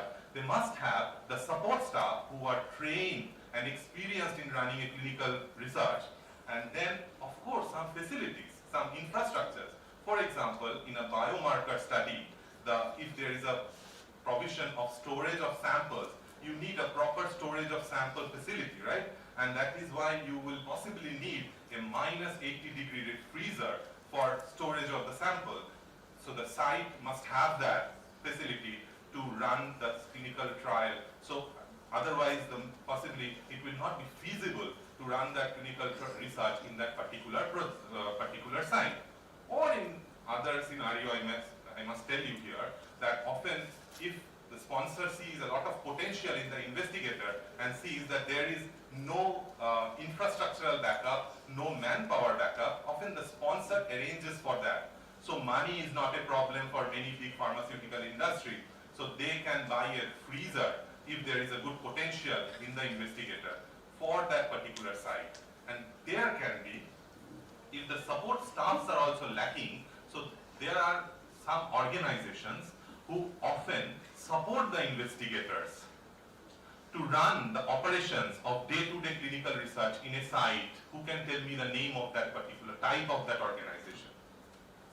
That is also a job opportunity for you people, for people who are freshers. That's right. That is one of the possibility. But in general, it is called as SMO, or Site Management Organization. And there are several SMOs in our city as well who are helping investigators, and their responsibility and job is really very important because there are investigators who are not really experienced and they are like scared to take up clinical research projects. But the SMO and the employees of the SMO, they are very experienced, and they give the assurance to the investigator that you take the trial, you will learn and we will teach you that how to do it, and they give all the supports to the investigators. So that is also another job opportunity for you if you are interested in clinical research. So staff and the facilities can be provided, but whatever it is, it must be there in any either by hiring someone new or getting something purchased from the budget. Then comes the other responsibilities. So in other responsibilities, so as I told you that everything, right? There are so many activities involved in a regulatory clinical trial that one investigator will never be able to complete everything, never be able to to do all the activities. So he or she must delegate the activities to the appropriate person. And who are these appropriate people? So the appropriate people must be trained and certified for doing that particular job. And it is this delegation of duties are mentioned in a document. It is called as duty delegation log. So in that duty delegation log, it is mentioned that, say for example, a blood collection must be done by someone who is a life science graduate. Is it okay? It is really not okay, because he is not a phlebotomist.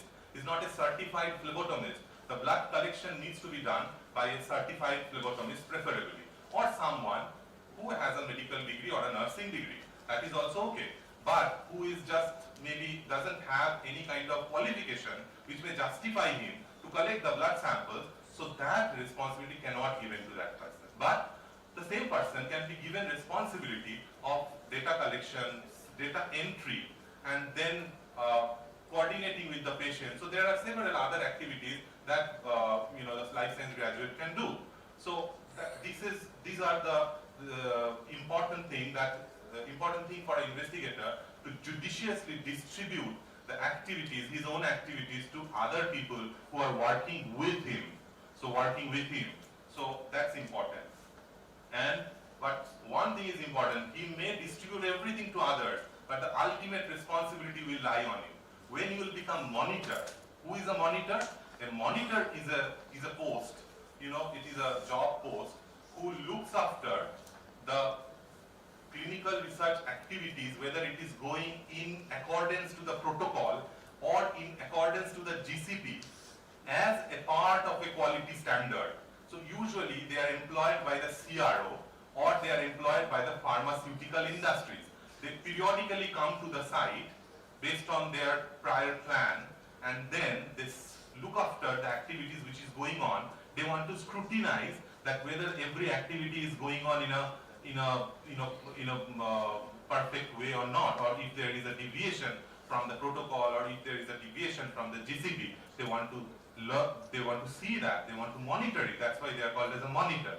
So when you will become a monitor after having some experience working as a CRC in a site, you will oversee the trial, you will see the quality check of the trial, and you will then report to the principal investigator. The principal investigator may say, okay, I was really very busy in my clinic, so I did not get the time to see that how the data was entered. So I am not responsible for that. It is being done by some SMO, and this person has done it.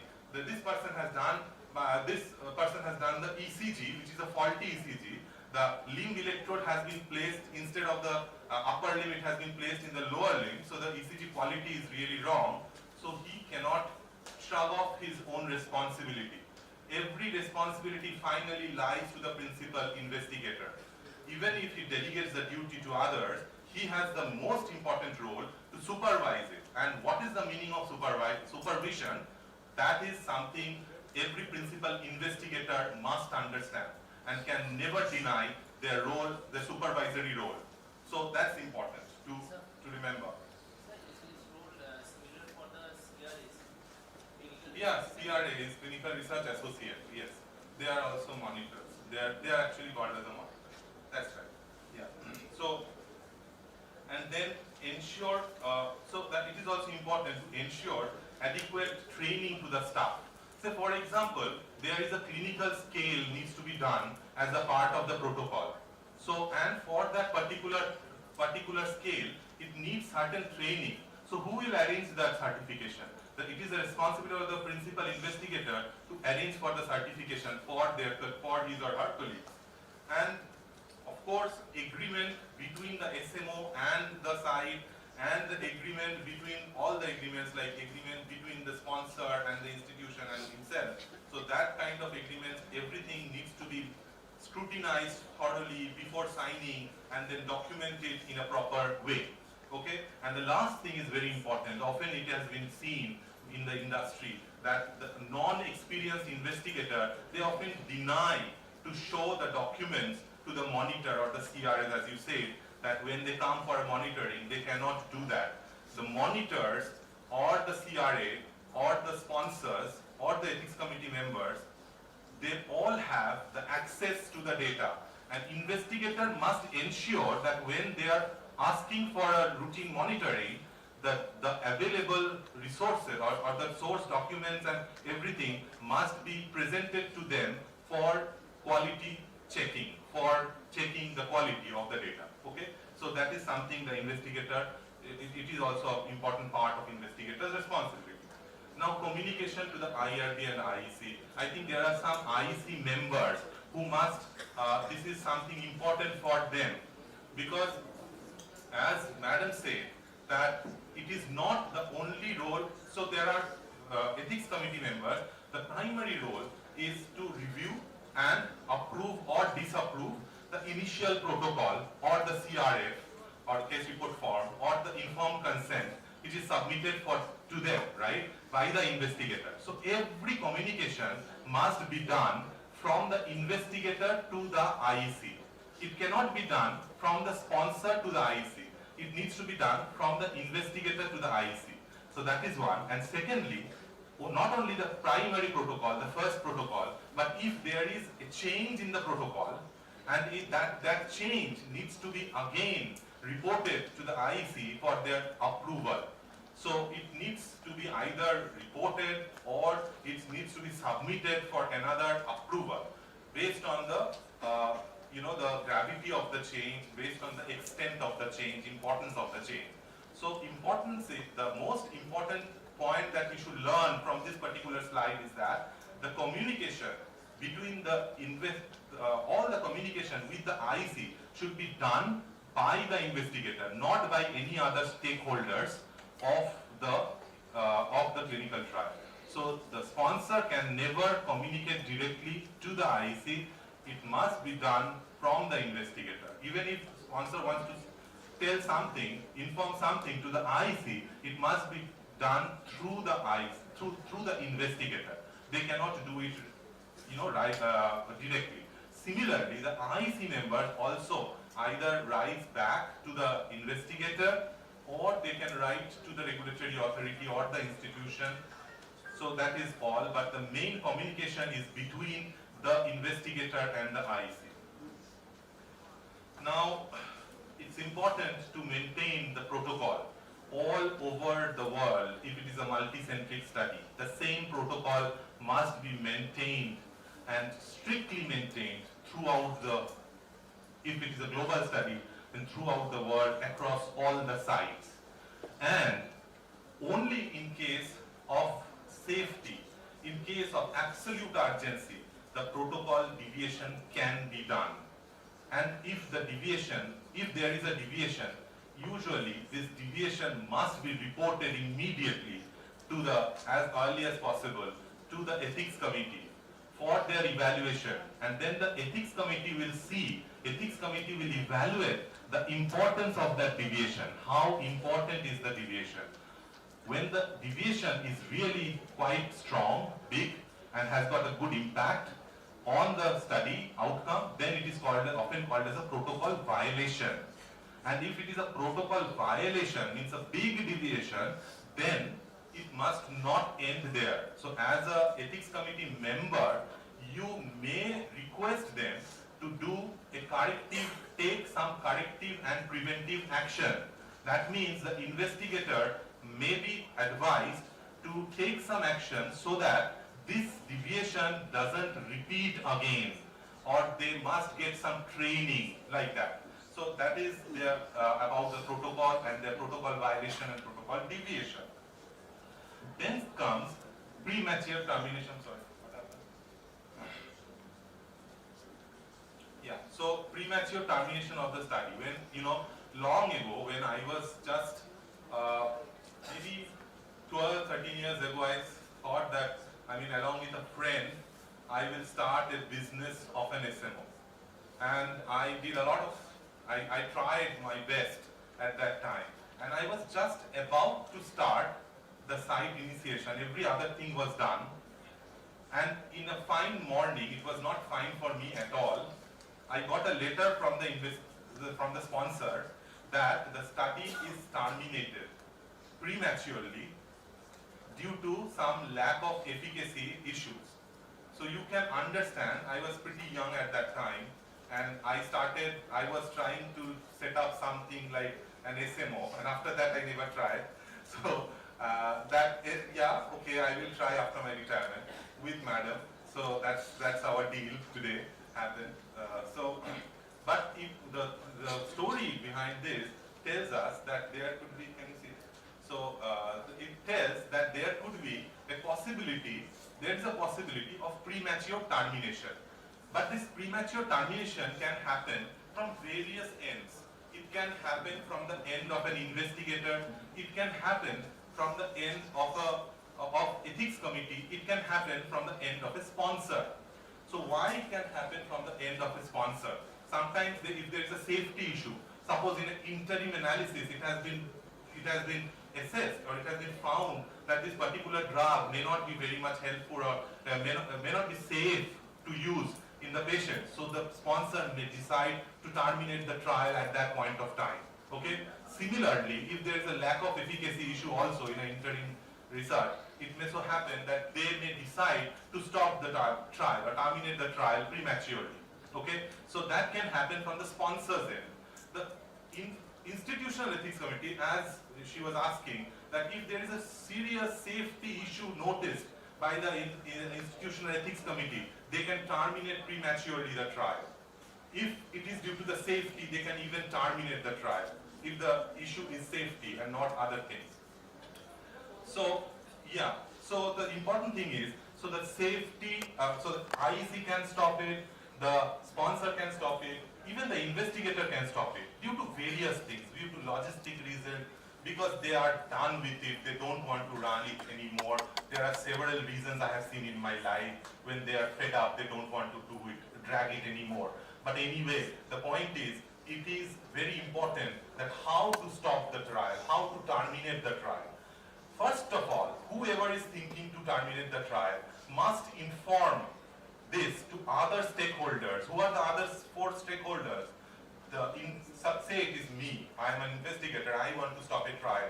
I have to inform to the ethics committee, I have to inform to my sponsor, I have to inform to the institution and maybe the regulatory authority if it's a regulatory trial, and also the patients. Alright, all 4 members, all 4 partners must be informed, not just informed by the way, informed with proper justification, and it has to be a very strong justification, because there is an involvement of lot of money, resources, manpower, energy, time of so many people. So you cannot just stop a trial, terminate a trial prematurely without any strong justification or a need. But who is the main sufferer here if there is a termination of trial? Main sufferer could be patients. I mean, it could be sponsors, it could be the investigators, it could be me when I was trying to start a business, new business, and for me it was difficult. But of course, from the safety point of view, the most important sufferer is the patient in this case. So the patient should be given adequate support to terminate the trial. So usually in all the protocols, there are norms of how the or the rules laid down in the protocol, that how the protocol can be terminated or study can be prematurely terminated, and what if the study terminates prematurely, what are the steps needs to be followed. So usually there are safety follow-up visits needs to be done in the trial participants, and also the important thing is they must be given the appropriate treatment. They must be given the appropriate treatment, alternative treatment, because by now they were using certain drugs which they are no longer be using. It may be an investigational product, but they are no longer, the patients will no longer use that drug, so that the alternative best treatment should be offered to the patient. That is about the premature termination. And participant medical care, Madam has already mentioned this point, that in abroad, the principal investigator could be a pharmacist, could be a nurse, but there should be one person who is responsible for the medical care of the participants, every participant, and that also involves the management of the adverse events and the management of any lab parameter changes. We call it as a lab adverse event.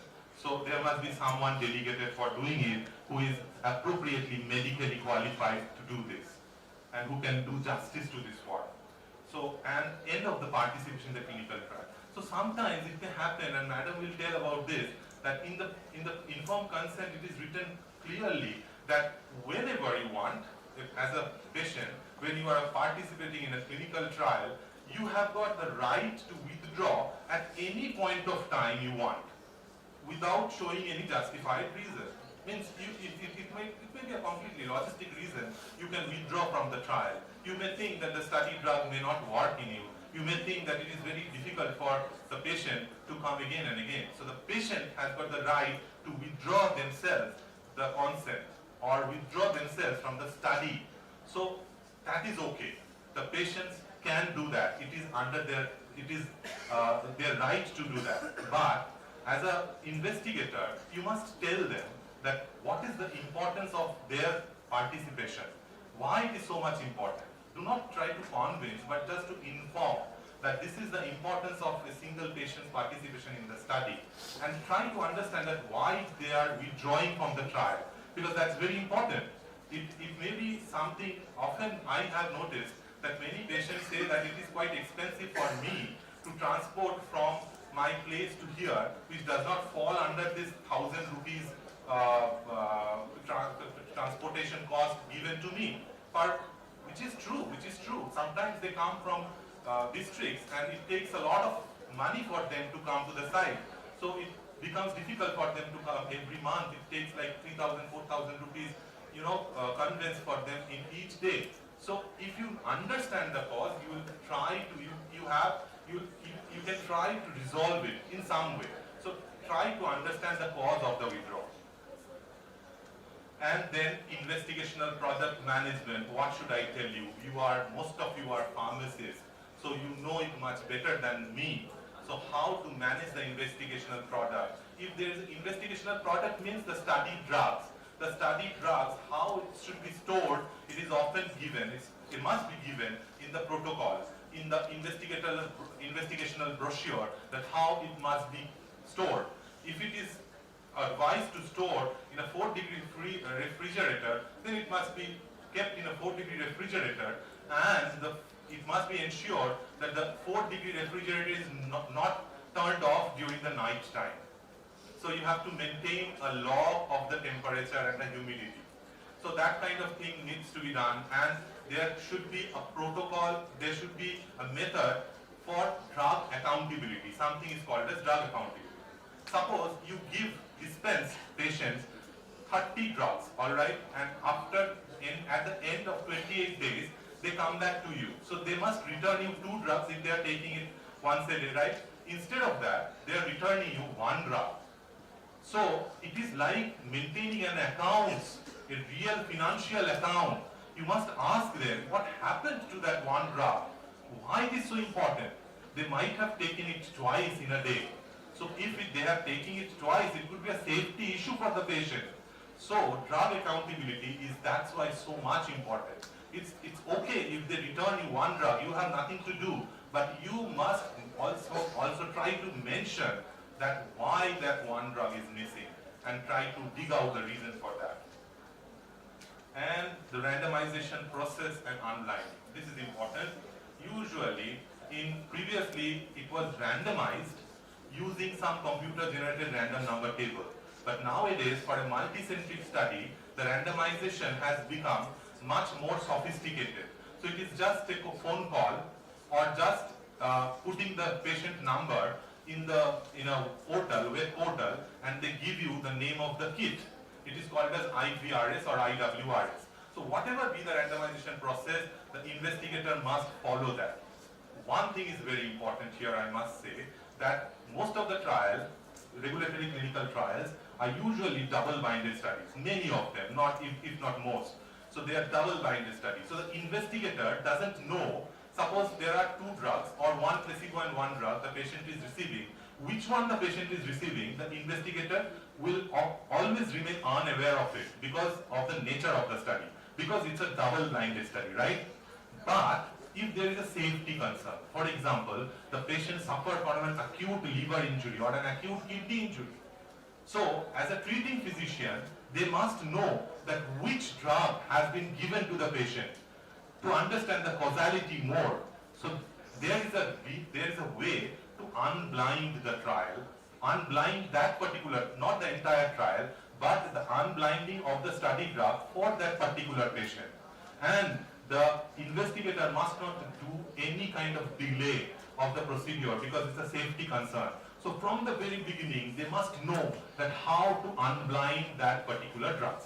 Alright? So this is unblinding, and it is important for every investigator to know the method of it, although they should not try to do it regularly. It's a very restricted procedure. Even if unblinding is done, it must be notified to the sponsor and the ethics committee as soon as possible.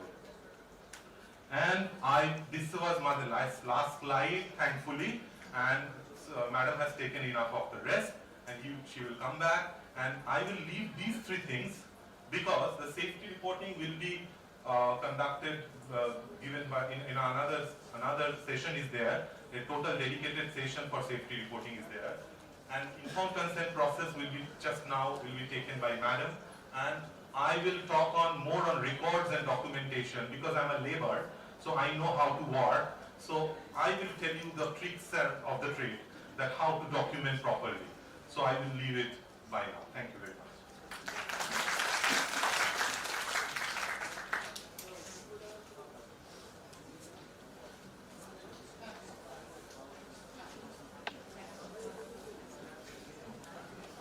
We all gathered here to learn, and if learned speakers are on the dais, I think we should keep our knowledge to ourselves, learn what they are explaining.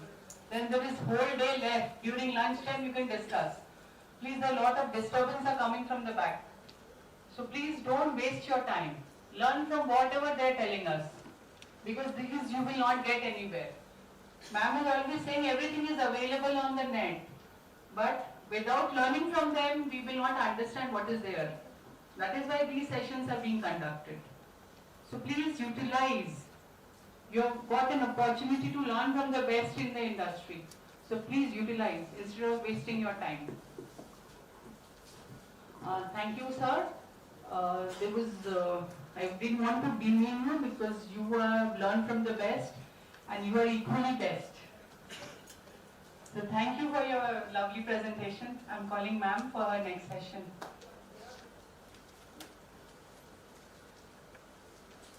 While you fix up the greatest satisfaction from many of us as teachers is when you see your students grow independently and it cuts off from the main bar.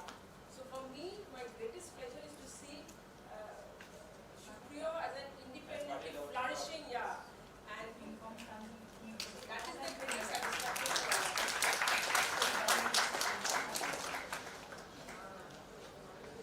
One more thing, I just want to convey for the students, this type of session often appears to be boring,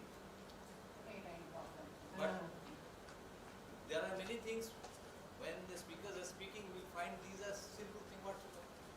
Now if you put to a question, then you will come to know it doesn't come to your mind properly. So please forcefully be attentive here. Otherwise, only certificate will not reach anything, because whatever opportunities sir and madam are telling, that will not come from government institute, that will come from private institute. Your performance will matter there. Okay, so please be attentive.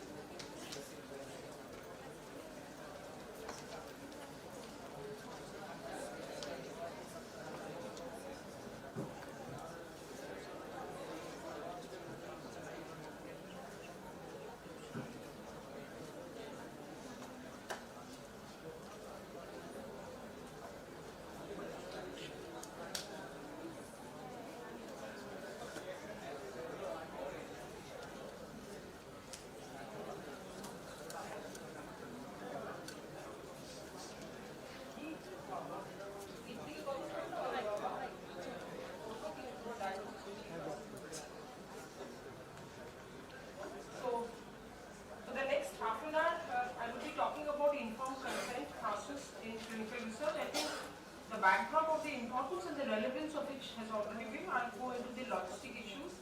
So why do we need to take informed consent?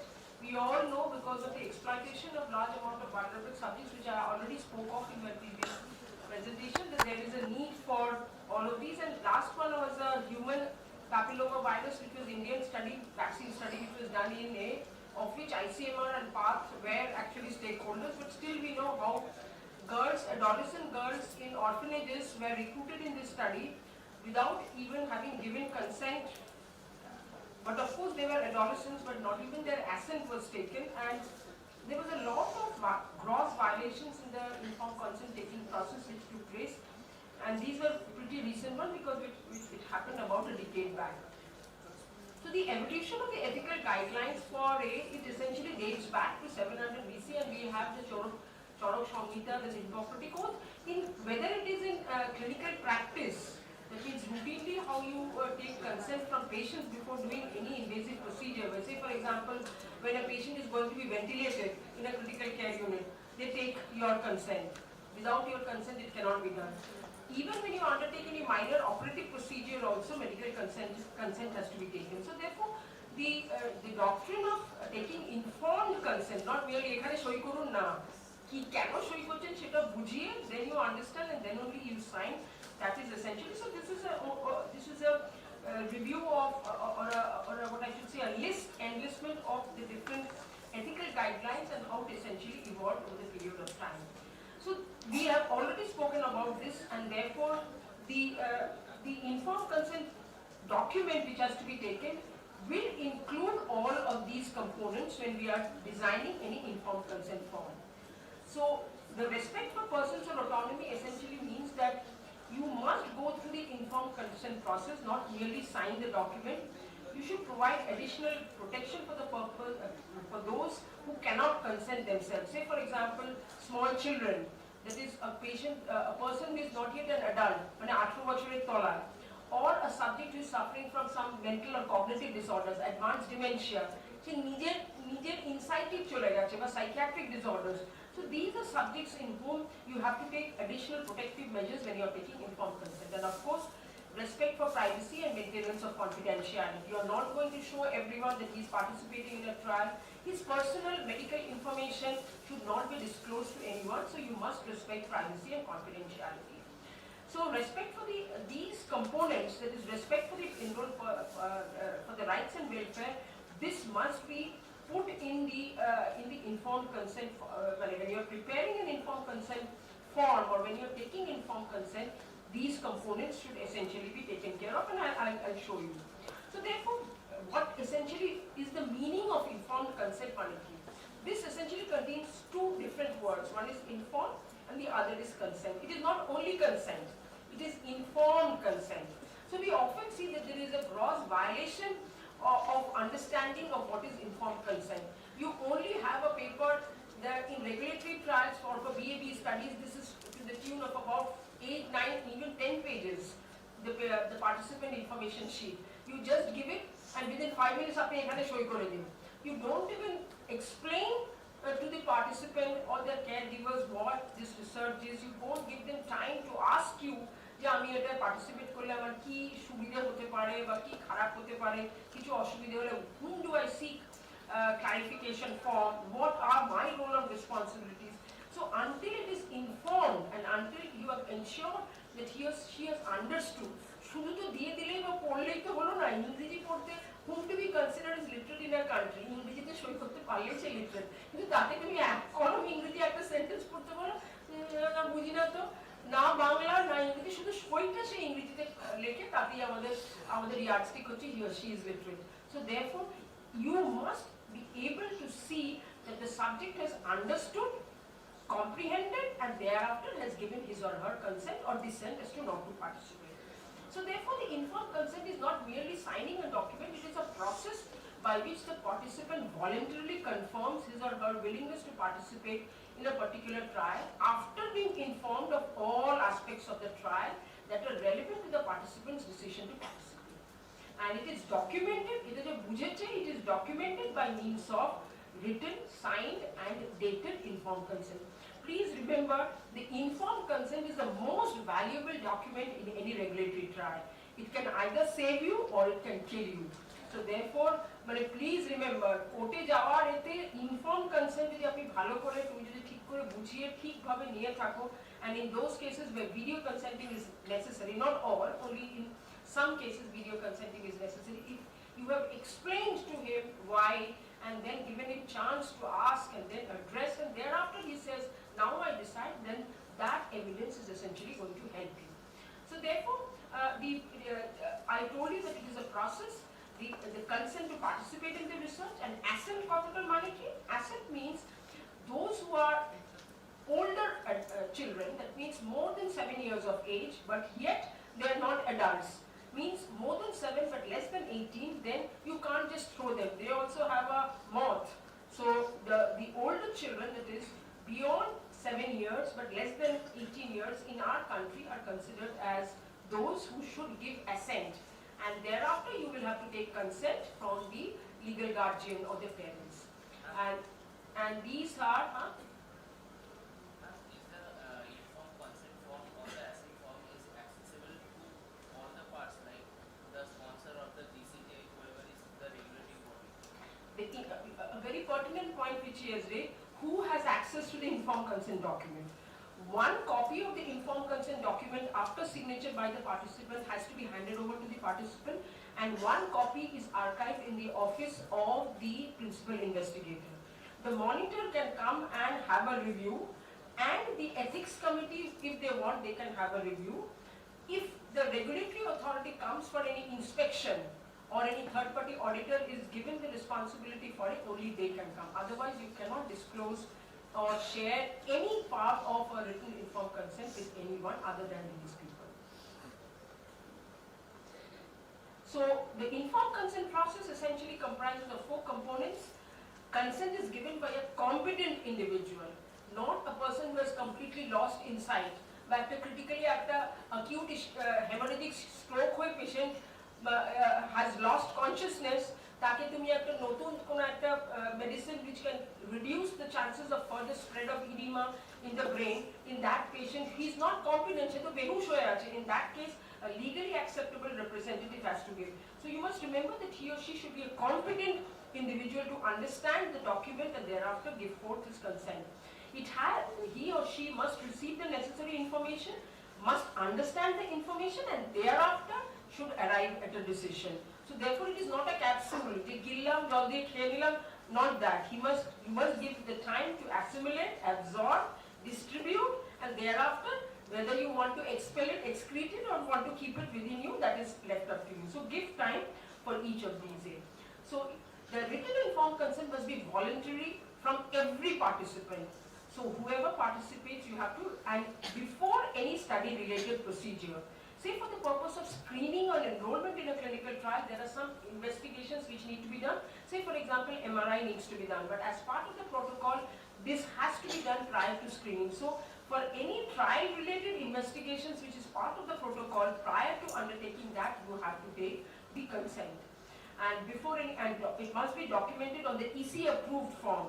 You had various changes taking place in the informed consent form. Say for example, version 1 was initially submitted and that was approved by the IEC, by the Institutional Ethics Committee. But thereafter the sponsor changed the version because this is a multi-country, or there were some comments from some ethics committee, so changes are taking place. So now the version 2 or the version 3 is being used for taking the consent.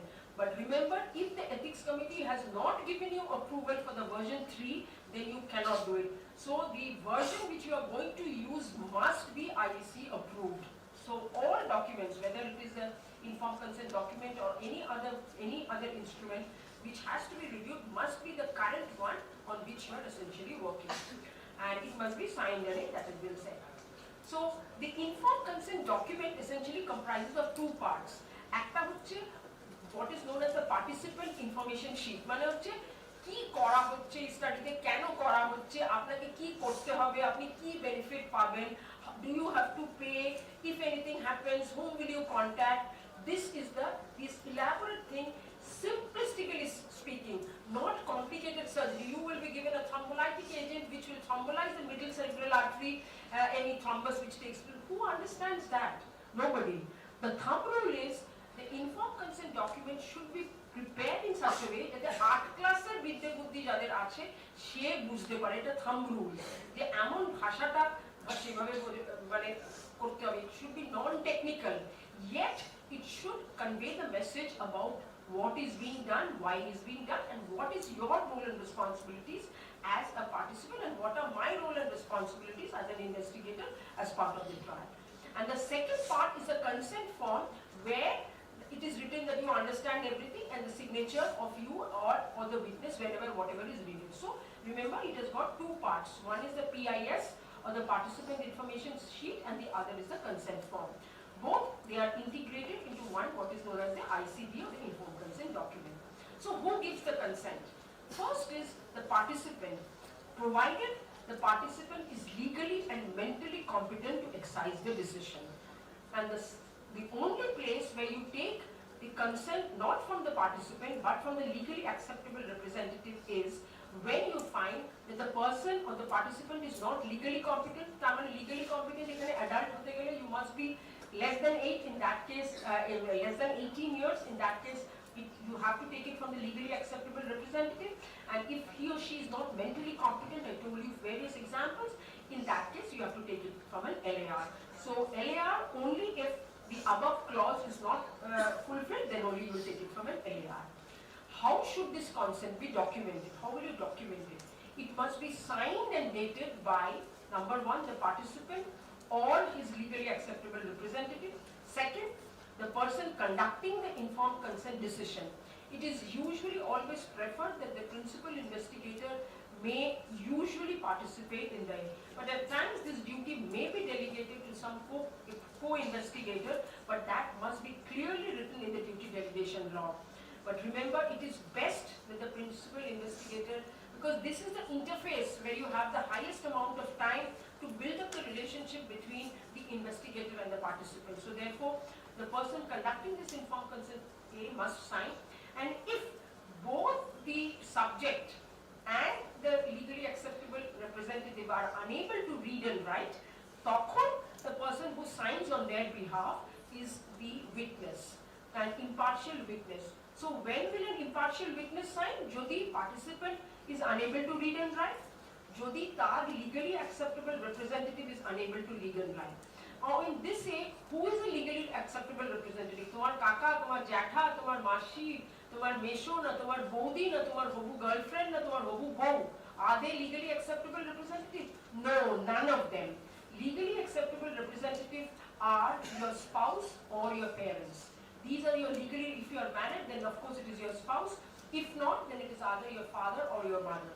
So legally acceptable representative is clearly defined, and if this case may be so that you don't have your spouse and you neither have your parents, then it is also legally acceptable, he or she therefore signs in therein. And who can be an impartial witness? It is preferable to have someone which is not on the side of the investigator or the institution. It is preferably someone who may be so-called impartial, but he must be traceable. Karon kono proyojon hole they can actually call them. So you must have archived his entire address and everything, because in the legally informed consent form, the impartial witness plays a very important role if both of them are essentially. Onek ekhon olikito international trials, they usually say that you must have literate participants enrolled in the trial to minimize the chances of various other problems which will essentially arise. So for the person who are unable to read and write, that is what I have said, the impartial witness who is literate, but he must witness the entire process and on their behalf will also explain to them, and therefore you must, so that is what I was saying, don't have ward boys, nurses or residents or any employee of your institute or your chamber to be an impartial witness, because it doesn't become impartial, it's likely to become partial. The translated versions of the informed consent document. You see, majority of the trial protocols are essentially developed in English, and thereafter you translate it into Bangla, by Hindi, by vernacular language which majority of the participants in the area where you are going to conduct the trial essentially understand. But this translation, ওই যেটা বলছিলাম না, ডেটটা খাজুর হয়ে যাচ্ছে, সাবজেক্টটা হয়ে যাচ্ছে কি বলে বিষয়, so therefore you cannot do it through a Google Translator for regulatory trial. There are certified translators যারা ইংরেজি থেকে বাংলা করবে, আবার ব্যাক ট্রান্সলেশন হবে বাংলা থেকে ওই বাংলা ট্রান্সলেটেড ভার্সনটা back translated into English, and that back translated version will be compared with the original in English version to see whether there are any significant differences or not. So there are certified translators who can actually do this work for regulatory studies. But for academic studies, we usually take the help of Google Translator, but please ensure that you essentially read it once you've done it, or if you have people who can translate it into that language, please take their help.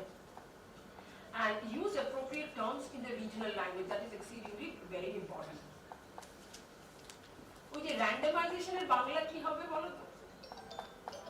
ওই তো আমরা পেয়েছিলাম এলোমেলো, আপনাকে এলোমেলো ভাবে recruit করা হতে পারে। So that is what happens when you try to translate. হ্যাঁ, সুতরাং মানে it is, but if I get an opportunity, অন্ততপক্ষে আধ ঘন্টা I can share with you the beautiful language and the terminology which is used in various versions of the informed consent documents, which is essential, and it's truly relaxing for many of us.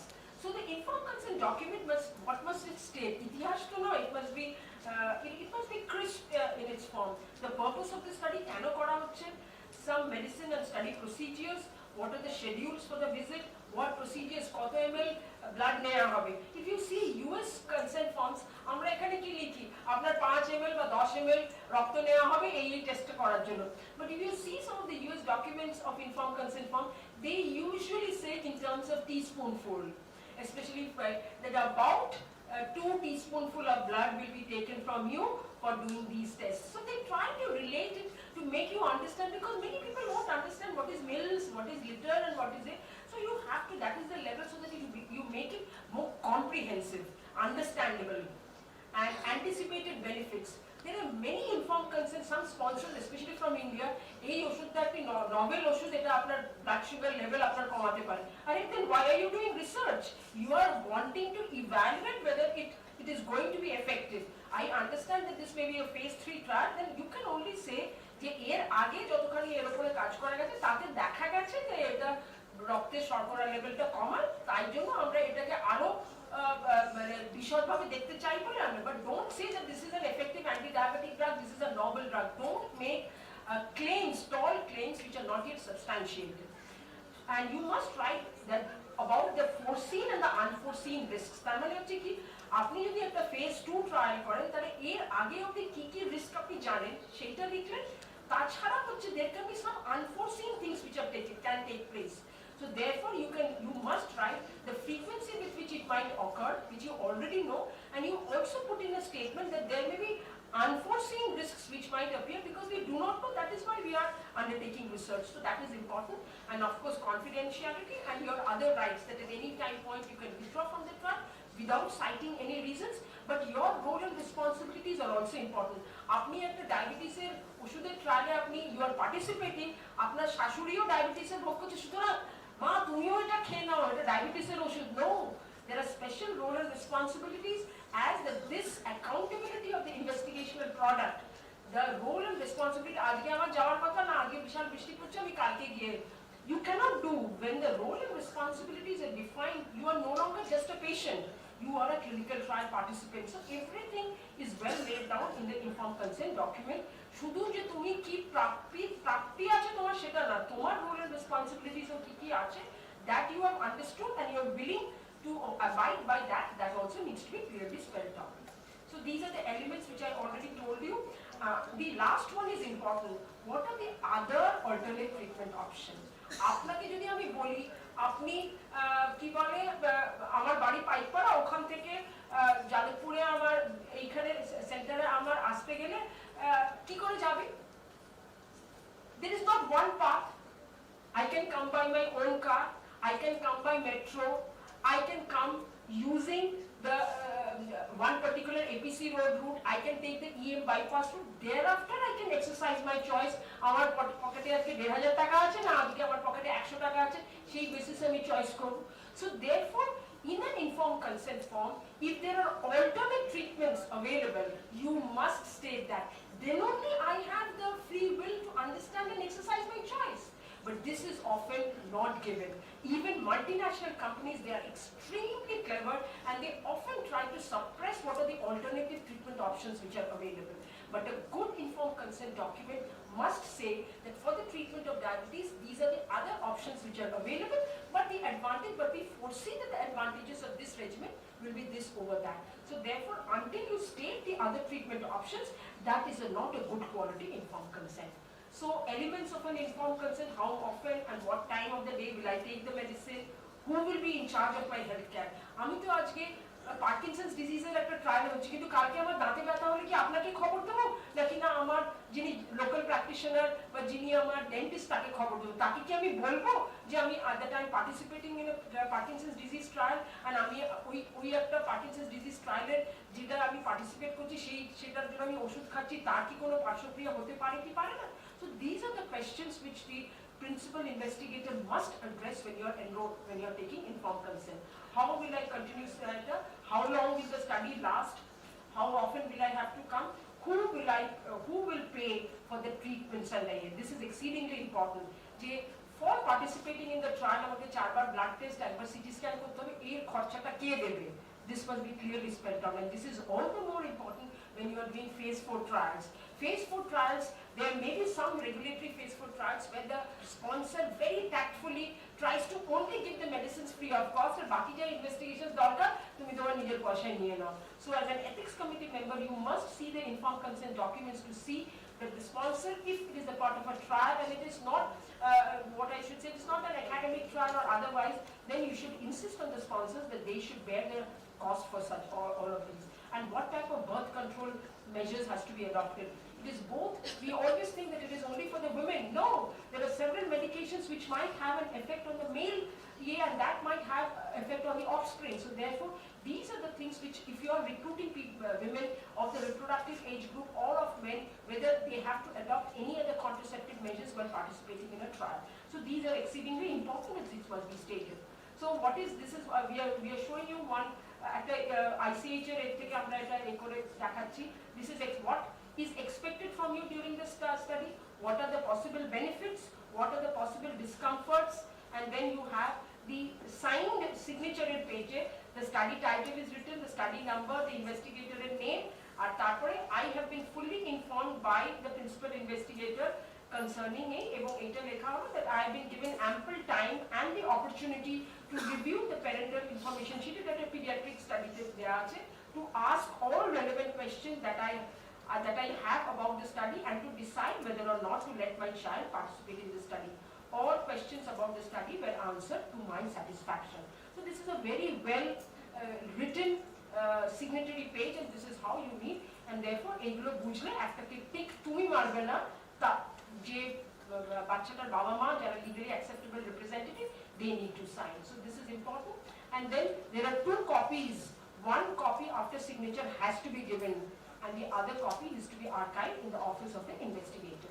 So this is how the informed consent document essentially takes place. Then there is a place for signature of the impartial witness. As I told you, the areas where you need the signature of an impartial witness, and this is written that a copy of the parental information sheet and duly filled informed consent form shall be handed over to the parent or the legally authorized representative. এইটাই অনেকে করে না, বহু PI আছে ও কিছুই বোঝে না, ওদের দিলে ওরা হারিয়ে ফেলবে কিছুটা বলে দিল না. You must give it and you must record it that a copy of the informed consent has been handed over to so and so person this date and this time, so that পরে যদি হারিয়ে যায় you are saying that you have given it to them. So these are the important practical points regarding it. Knowing your rights and confidentiality, all medical and personal information is private. You might be asking various things about your sexual preferences, about your addictions. আমরা মনে করি সব খুললাম. No, there is a lot of privacy and confidentiality which is available and which should be respected, especially for when you are participating in a trial. And therefore আমাদের এখানে কি এই আজকে আমি সিআরসি হয়েছি একটা ইউএসএ স্টাডি, ফাটাক সেই ইনভেস্টিগেটরের সঙ্গে ছবি তুলে হোয়াটসঅ্যাপে দিয়ে দিলাম, সারা পৃথিবীকে আমি জানিয়ে দিলাম না, এখন না হোয়াটসঅ্যাপও হয় না সবাই, এখন আমি শুনেছি কি যেন একটা বলে ইনস্টাগ্রাম আর টেলিগ্রাম নাকি is the big thing. So no, you cannot. This is absolute confidential information. You are not supposed to divulge anything when you're, because you have signed an undertaking that you are not going to disclose anything related to the study. But we don't take care. We said, আমাদের study, আমাদের participant, I have every right. No, you don't have. So therefore, we must get into the culture of confidentiality and privacy. We can't discuss these things. Research reports do not include any patient's name. It has essentially an ID number, that is the patient identification number. Knowing your rights, these are the straight things. Signing the, there should be no coercion or undue influence. No unjustifiable assurances should be given which may influence the decision. এরকম করবে না আপনি এই ট্রায়ালে participate করলে এই হাসপাতালে আমি আপনাকে আর লাইন দিয়ে অন্যবারে দেখাতে হবে না, আপনি ডাইরেক্ট আমার চেম্বারে এসে যেতে পারেন। Never use these things. These are practical things which happen. Give ample time for decision and egulo to opportunity for discussion, and this is what is this is a, therefore informed consent is an ongoing process. If any new information emerges during the study, that has to be taken in, because the informed consent যখন প্রথমে শুরু হয়েছিল তারপরে certain important information with regard to the safety or the efficacy from other centers may have come in, and therefore that needs to be incorporated, তখন আমাদের reconsenting নিতে হয়। বা একটা রোগী is in a long study, একটা long phase আছে, you have taken initially informed consent, thereafter you find that the patient now has become an adult, child হিসেবে ঢুকেছিল তারপরে adult, তখন তুমি reconsenting নিলে। বা একটা schizophrenia বা একটা Parkinson's disease একটা long drawn trial আছে, when the patient was recruited, he or she was having cognitive impairment, thereafter he or she has gained cognitive insight, and thereafter he or she can himself give consent, so then reconsenting essentially can take place. So therefore these are examples where reconsenting essentially takes place because of more information creeping in which alters the study information in the trial. And the right to leave the trial, it is possible to stop being in the trial for any reasons, which Shupriya already said, it may be from anyone's side it can be stopped, but therefore if it is from the patient side or the participant side, that can happen without even citing any reasons, he or she can drop out. So therefore this has to be taken into care. Assent for children, as I told you, that as per the ICMR guidelines and then new drugs and clinical trial rules 2019, children 7 years of age and older must agree to participate in a clinical trial. কিন্তু এখানে একটাই problem হয়, যদি বাবা মা চায় যে বাচ্চা স্টাডিতে পার্টিসিপেট করুন, সে ফর এক্সাম্পল একটা অটিস্টিক স্পেকট্রাম ডিসঅর্ডারের একটা স্টাডি হচ্ছে, and a new drug has come in which is likely to influence autistic spectrum disorder. সেইখানে the child does not want to agree to participate in the study, but the parents want. What do you do? আর উল্টোটাও হতে পারে, বাচ্চাটা চাইছে যে স্টাডিতে ঢুকতে চায় কিন্তু বাবা মা কনসেন্ট দিতে চায় না। As ethics committee members, these are challenges which you need to consider because things happen.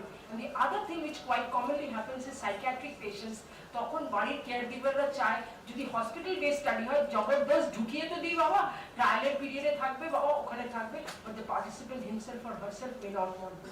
So these are the challenges where you have to use your wisdom but still consider the rules and the guidelines which are available to consider which is the best way to deal. To whom will you consider? Teenage pregnancy. After teenage pregnancy হয়ে গেছে, সেখানে কিছু you are doing some trials. What do? Whom do you take the consent from? যে মেয়েটা before 18 সে pregnant হয়ে গেছে, তার কাছ থেকে কনসেন্ট নেবে না তার বাবা মার কাছ থেকে কনসেন্ট নেবে? So these are the challenges which you do not know because the girl is not yet legally competent to give her aid. But at the same time, only taking the consent from the parents is not correct because she's already got married and she's become pregnant. So what do you do? So these are the unique challenges where you have to consider as to how to take an optimal decision because this is all not written in the rule book. But still, without grossly violating the rule book, and while you are taking such a decision, that needs to be justified and thereafter you need to take consent. So therefore, these are the things which you weigh. And research in children, the parents and the legal guardians essentially give proxy consent. এখন আর children কি আমাদের থেকেও তারা অধিক বেশি বোঝে, সুতরাং assent to a child essentially has to be. But of course, my personal opinion is I give greater weight to the parents' consent rather than to the child's. We recently had, not very recently, বছর খানেক আগে, we had a very difficult scenario where usually who brings the child to hospital OPD for a কে নিয়ে আসে সাধারণত বাচ্চাকে একটা খুব ছোট বাচ্চা না মোটামুটি হ্যাঁ কে মা absolutely correct. So this was a vaccine trial in which the mother had brought the child and therefore everything was explained and the mother gave consent. But we never ever took the decision, nor did the mother tell us that there was a legal aid taking place, husband and wife এর একটা এ ছিল এবং বাচ্চাটার custody তখনও কিন্তু মানে it was not yet decided. Thereafter বেশ 3-4 মাস পরে বাচ্চাটার বাবা এসে প্রিন্সিপাল ইনভেস্টিগেটরকে বলেন যে আমার অনুমতি ছাড়া কি করে আপনারা আমাদের বাচ্চাকে আপনারা so that was a lesson learned. We never আমরা ভাবি মা নিয়ে এসছে মানে তো by default she is a legally acceptable representative. So henceforth we also learned that whenever we ensure that investigator also contacts the father and takes his or her decision because the world is changing. We do not know. We always think that there were only males and females, gender to the duto. Now we have been taught to think that there are so many others also are there in the community. So as days and changes, societal changes take place, you also have to think of the different paradigm situations which can arise and therefore how you try to address each of these. So as in for children, we always say, economy children are already more empowered than us. So therefore we don't further need to empower them, but empower them in the right way. They are often empowered in the incorrect way by only taking recourse to not good sources of information. Internet information it is enough to confuse you, but it is a parental duty, whether it is research or for other things, to tell them which are the authentic sources of information which are helpful and which you should try to check নিয়ে কোনটাকে বাদ দেবে আর কোনটাকে রাখবে. That is the only way which we can empower our aid. So this is the ICMR guidelines 2017. কোথায় informed consent নিতে লাগে না, waiver of consent, these are very clearly written. Research cannot practically be carried out without waiver and the waiver is scientifically justified. এই যে Covid প্যান্ডেমিকে যে স্টাডিটা যে প্রথম দিকে যখন কোভিড প্যান্ডেমিকে যে so this waiver পুরো সোশ্যাল ডিস্টেন্সিং বাড়িতে হাসপাতালে এসে কাউকে দেখাই যাচ্ছে না. My Meshumosha who passed away because of COVID, he was enrolled in a trial, he was in Peerless Hospital. Nobody of us could visit him when he passed away. Only my Mashi was allowed 5 minutes to visit and the body was disposed of in a place KMC যেখানে একমাত্র যে COVID এর ছিল. So those are the scenarios where you cannot conduct research without having waiver for consent. Similarly, where you are doing retrospective studies, whether the data is anonymized, তোমার কাছে একটা data set আছে যেখানে কোনো patient identifiers শুধু নাম বলে identifier না, অনেক সময় insurance and number or ID number, that is also an identifier. এগুলো কিচ্ছু নেই, you just have a database you are going to do that study on, that you can ask for waiver of trial. So the waiver of consent. Similarly, research on anonymized biological samples on data, certain types of public health surveillance programs, program evaluation policy programs, research on data available in the public domain. তুমি একটা কোনো meta analysis বা systematic review করছো, that study is already available and if the data is in the public domain, then obviously you will ask for waiver of informed consent because the study does not need to be conducted because already the data is available in the public domain. So I would request you to go through the sections in the ICMR guidelines where waiver of informed consent needs to be taken. Audio visual recording, কোথায় audio visual recording করতে হবে? একটা সময় যখন schedule Y এর কিছু amendment ছিল তখন বলা হয়েছিল সব সাবজেক্টেরই AB কনসাল্টিং করতে হবে, সেটা absolutely was impractical. Now it is only applicable needed for interventional new chemical entity trials done in vulnerable subjects in terms of economic profile, in terms of minority groups, in terms of hierarchy. Sharma is the boss and he's having somebody, his student, and he's coercing them. So these are when they have an army যেখানে hierarchy system আছে, boss যা বলছে আমাকে সেটাকে শুনতেই হবে.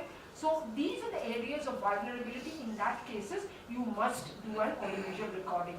Consent for doing AV consenting needs to be taken and you must all follow the norms as good resolution হবে, archival করতে হবে, এগুলো সমস্ত লেখা আছে. This is an example of an AV consenting form.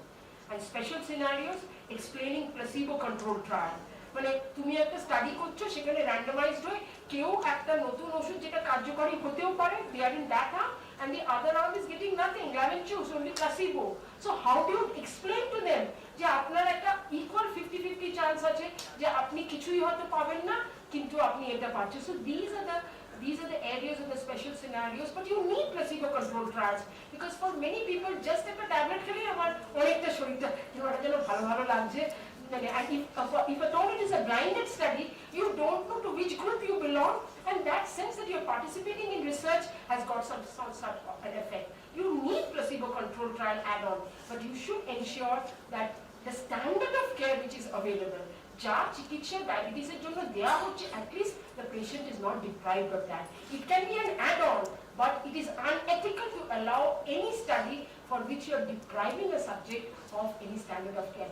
How much mega hit your new drug may be, but you cannot deprive anyone of the standard of care. তুমি একটা moderately severe diabetic-কে তুমি বলবে যে কিছু না দিয়ে শুধু একটা that is not acceptable. তোমাকে স্ট্যান্ডার্ড অফ কেয়ার দিয়ে তার উপরে তুমি একটা কাউকে আরেকটা এক্সট্রা ড্রাগ দিলে আর তোমার নতুন ড্রাগটা দিলে আর তাকে অ্যাড অন তুমি প্লাসিবো দিলে, প্লাস ইউ মাস্ট হ্যাভ যে এই ওষুধটা যদি কার্যকরী না হয় কোনো একটা ভিজিটে দেখা যাচ্ছে তার blood sugar level, criteria for withdrawal must be present in that protocol. Community consenting, tribal area, village area যেখানে ট্রায়াল করা হয় সেখানে মুখিয়া বা যে গ্রাম পঞ্চায়েতের community consenting, but there are also things are especially health practice related community consenting, but high risk studies never go for community consenting. It is always individual consenting should take place.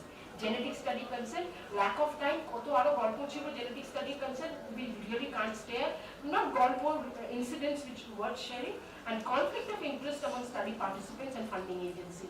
This is also very important. You are an ICMR employee and the study is your PI, where you are part of the ICMR and your funding agency is also ICMR. So there is a conflict of interest. So these issues need to be addressed. So the take-home message is differences between research ethics and the ethics of clinical medical care should be emphasized. True protection of research subject comes from a well-trained investigator and the IEC team, that is the Institutional Ethics Committee team. Subjects should become willing partners in a joint research enterprise rather than be mere tools. Don't use just একটা দাবার ঘুটি হিসেবে participants use না করাটাই বাঞ্ছনীয়. It should be, see আমাদের দেশে after independence আমরা কটা নতুন ওষুধ বার করতে পেরেছি আমাদের দেশে, less than half a dozen. ওই সাহেলি বলে একটা বুলাকুইন একটা Saheli the non-contraceptive non-hormonal contraceptive, বুলাকুইন one malaria ওষুধ আর একটা কি বলে একটা গ্লিটাজার আর ছোট ছুটকা পাঁচটা 10টা মতো নাম্বার, কিন্তু we are one of the nations where we prescribe the highest number of drugs. নতুন একটা ওষুধ আসতে দাও না সঙ্গে সঙ্গে ঘুরি prescription. So then how can we contribute towards new drug development? The only way we can contribute towards new drug development is at least ensuring that we participate in clinical trials in a scientifically sound, ethically correct manner. যদি গাছের ফলটা খেতে আমাদের ইচ্ছে করে এবং আমরা খাই, তাহলে গাছটা যদি বীজটাও তৈরি করার আমাদের ক্ষমতা না থাকে, অন্তত বড় হওয়ার জন্য একটু জল আর যেটা দেওয়ার কথা সেইটুকুই আমরা দিই. Because we are still, our infrastructure of the pharmaceutical industry and the research institution, including myself, we are bankrupt of ideas to bring in new molecules. But the only way, at least by which we can indirectly gift towards new drug development is by doing scientifically sound clinical trials and not ascribe to the notions that Indians are used as guinea pigs. I completely disagree with this term when people say, কিছু public activist group করে না, ইন্ডিয়াতে trial করতে গেলে কম পয়সা হয়, so they are being used as guinea pigs. Who asked you to be guinea pigs? Nobody forced you to be guinea pigs. So therefore, let's not ascribe, let's do clinical research. It is needed for each one of us, for the scientific community, for the patients, everyone, but let's do it abiding by some standards. So thank you very much. I had a quiz, but because Balaram is there, if time permits, then there were 10 questions. I will.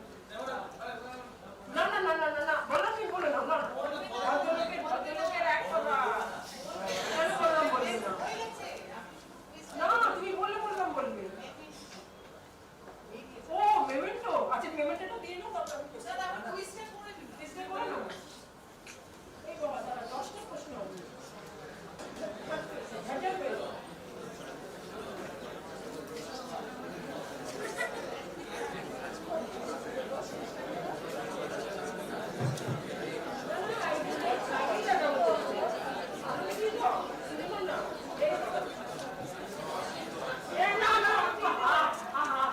একটাই হয়েছিল, অত কাছাকাছি করবো না সুপ্রিয়। The first question, in which type of the following study or studies is informed consent not necessary? If you are doing a study for investigation of an outbreak, analysis of mortality data, 10 বছরের একটা mortality data তুমি দেখতে চাইছো, using verbal autopsy to determine the cause of death, you are going to try to find out, যেখানে পেশেন্টরা অনেকেই autopsy post-mortem করতে allow করে না, তখন আমরা প্রশ্ন করে কজ অফ ডেথ বের করি, সেই জন্য ভার্বাল অটোপসির অনেক রকমের টুল আছে, সেইটা ব্যবহার করে আমরা ডেথ সেটা করতে চাই একটা রিসার্চ স্টাডি, একটা নতুন ভার্বাল অটোপসি টুল আমরা করছি না, অল অফ দি অ্যাবাভ। কোন ক্ষেত্রে inform consent may not be necessary?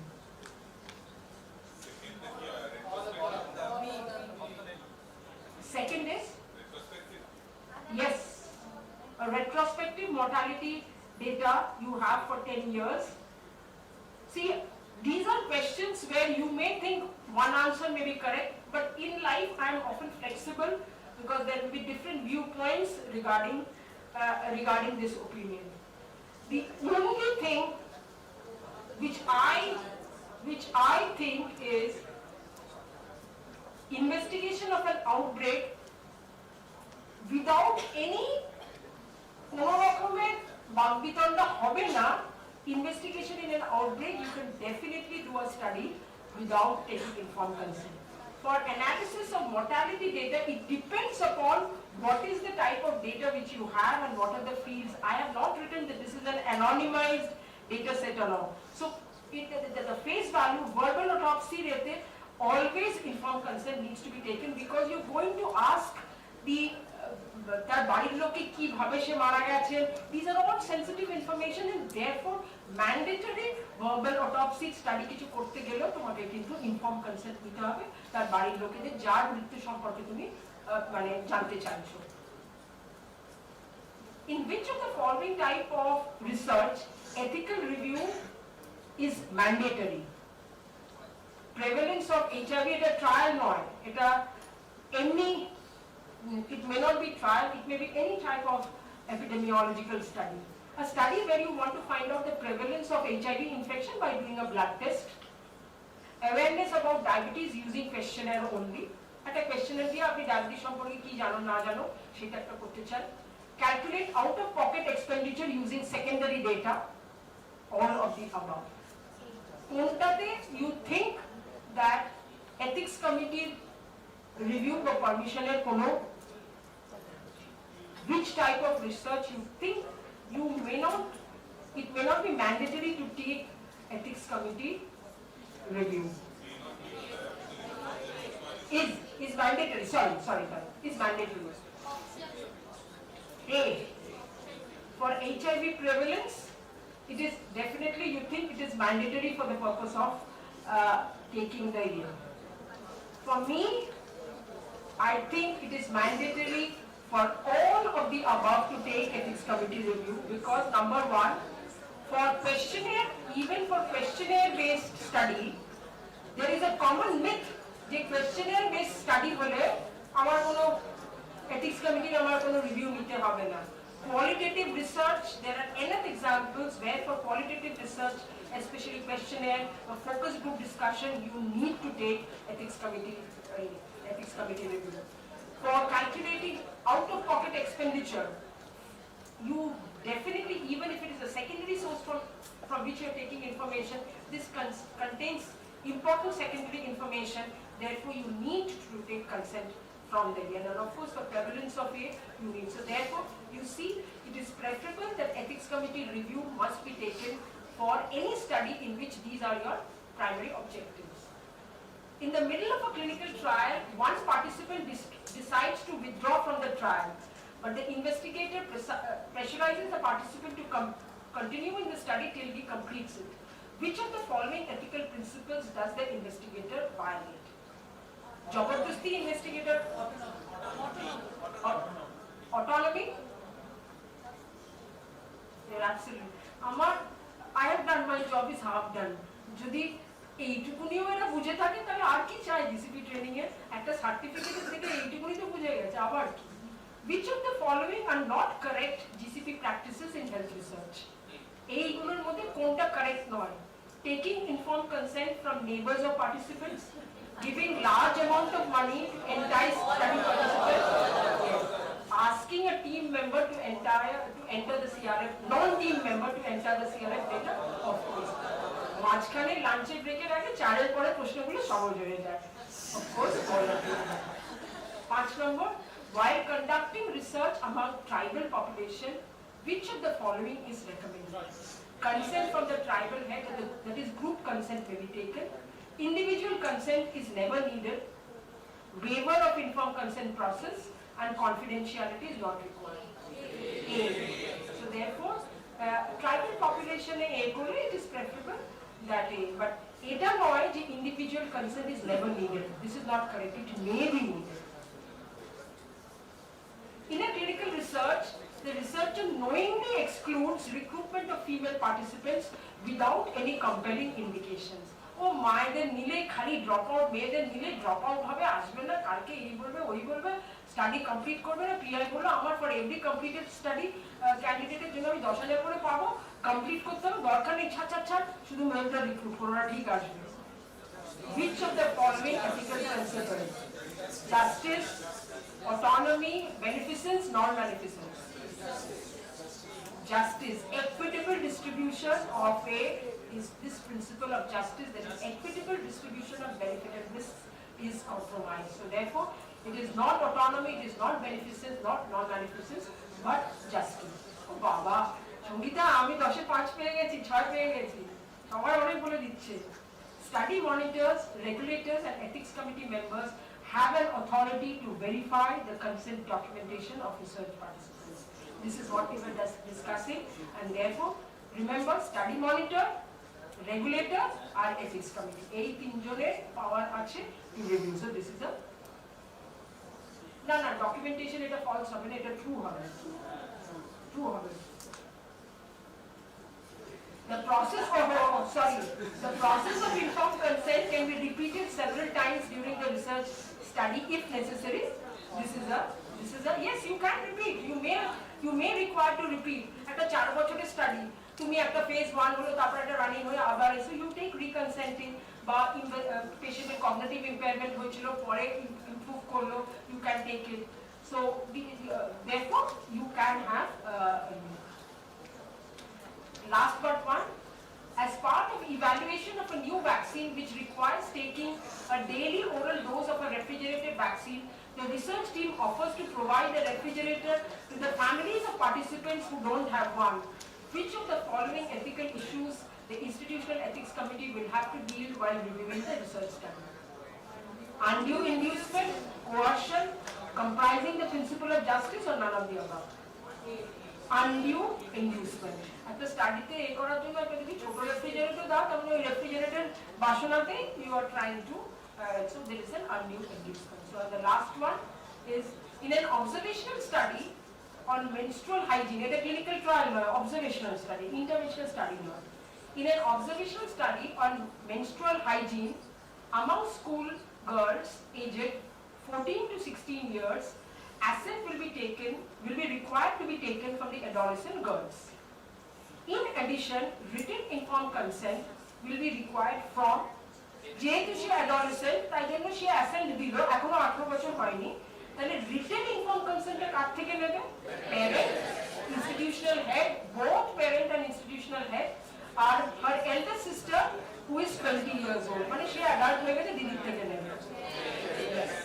If the parent is there, definitely, though this is an observational study, but as per the norms, you have to take it from the parent.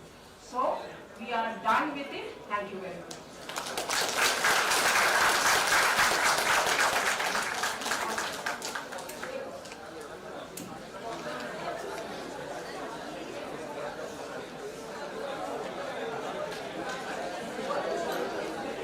Thank you, ma'am, for your interesting session. Yeah, as usual. We would have missed the quiz, ma'am. If anybody, one person has taken the quiz, If you were not there, then we would not have enjoyed so much. So actually Dr. Ghosh would be leaving, so we would have a presentation of memento to our speakers and then we continue with our session.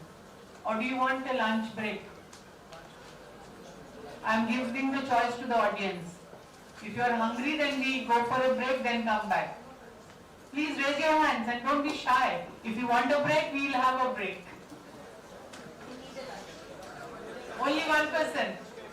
Can we have hands, please? It is depending on the... So these people are hungry. Okay. So we give the total of appreciation to our speakers, but we have session later on. Please don't go away. So I'm requesting Dr. Balram Ghosh to present a memento to our madam.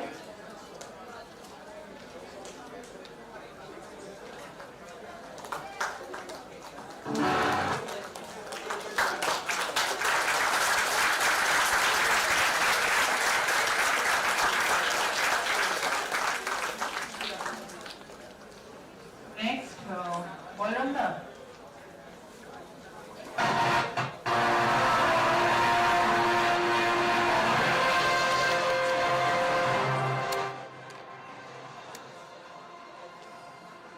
Now I request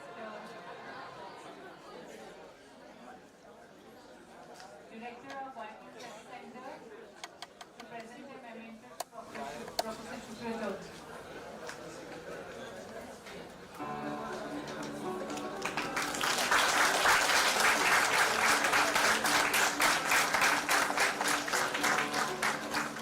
Thank you so much. Now we break for lunch.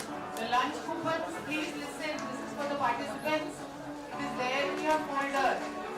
So please use those coupons and the lunch. Please, I'm telling you the venue. The lunch is at the University Guest House. We have the organizing team members to guide you to the place.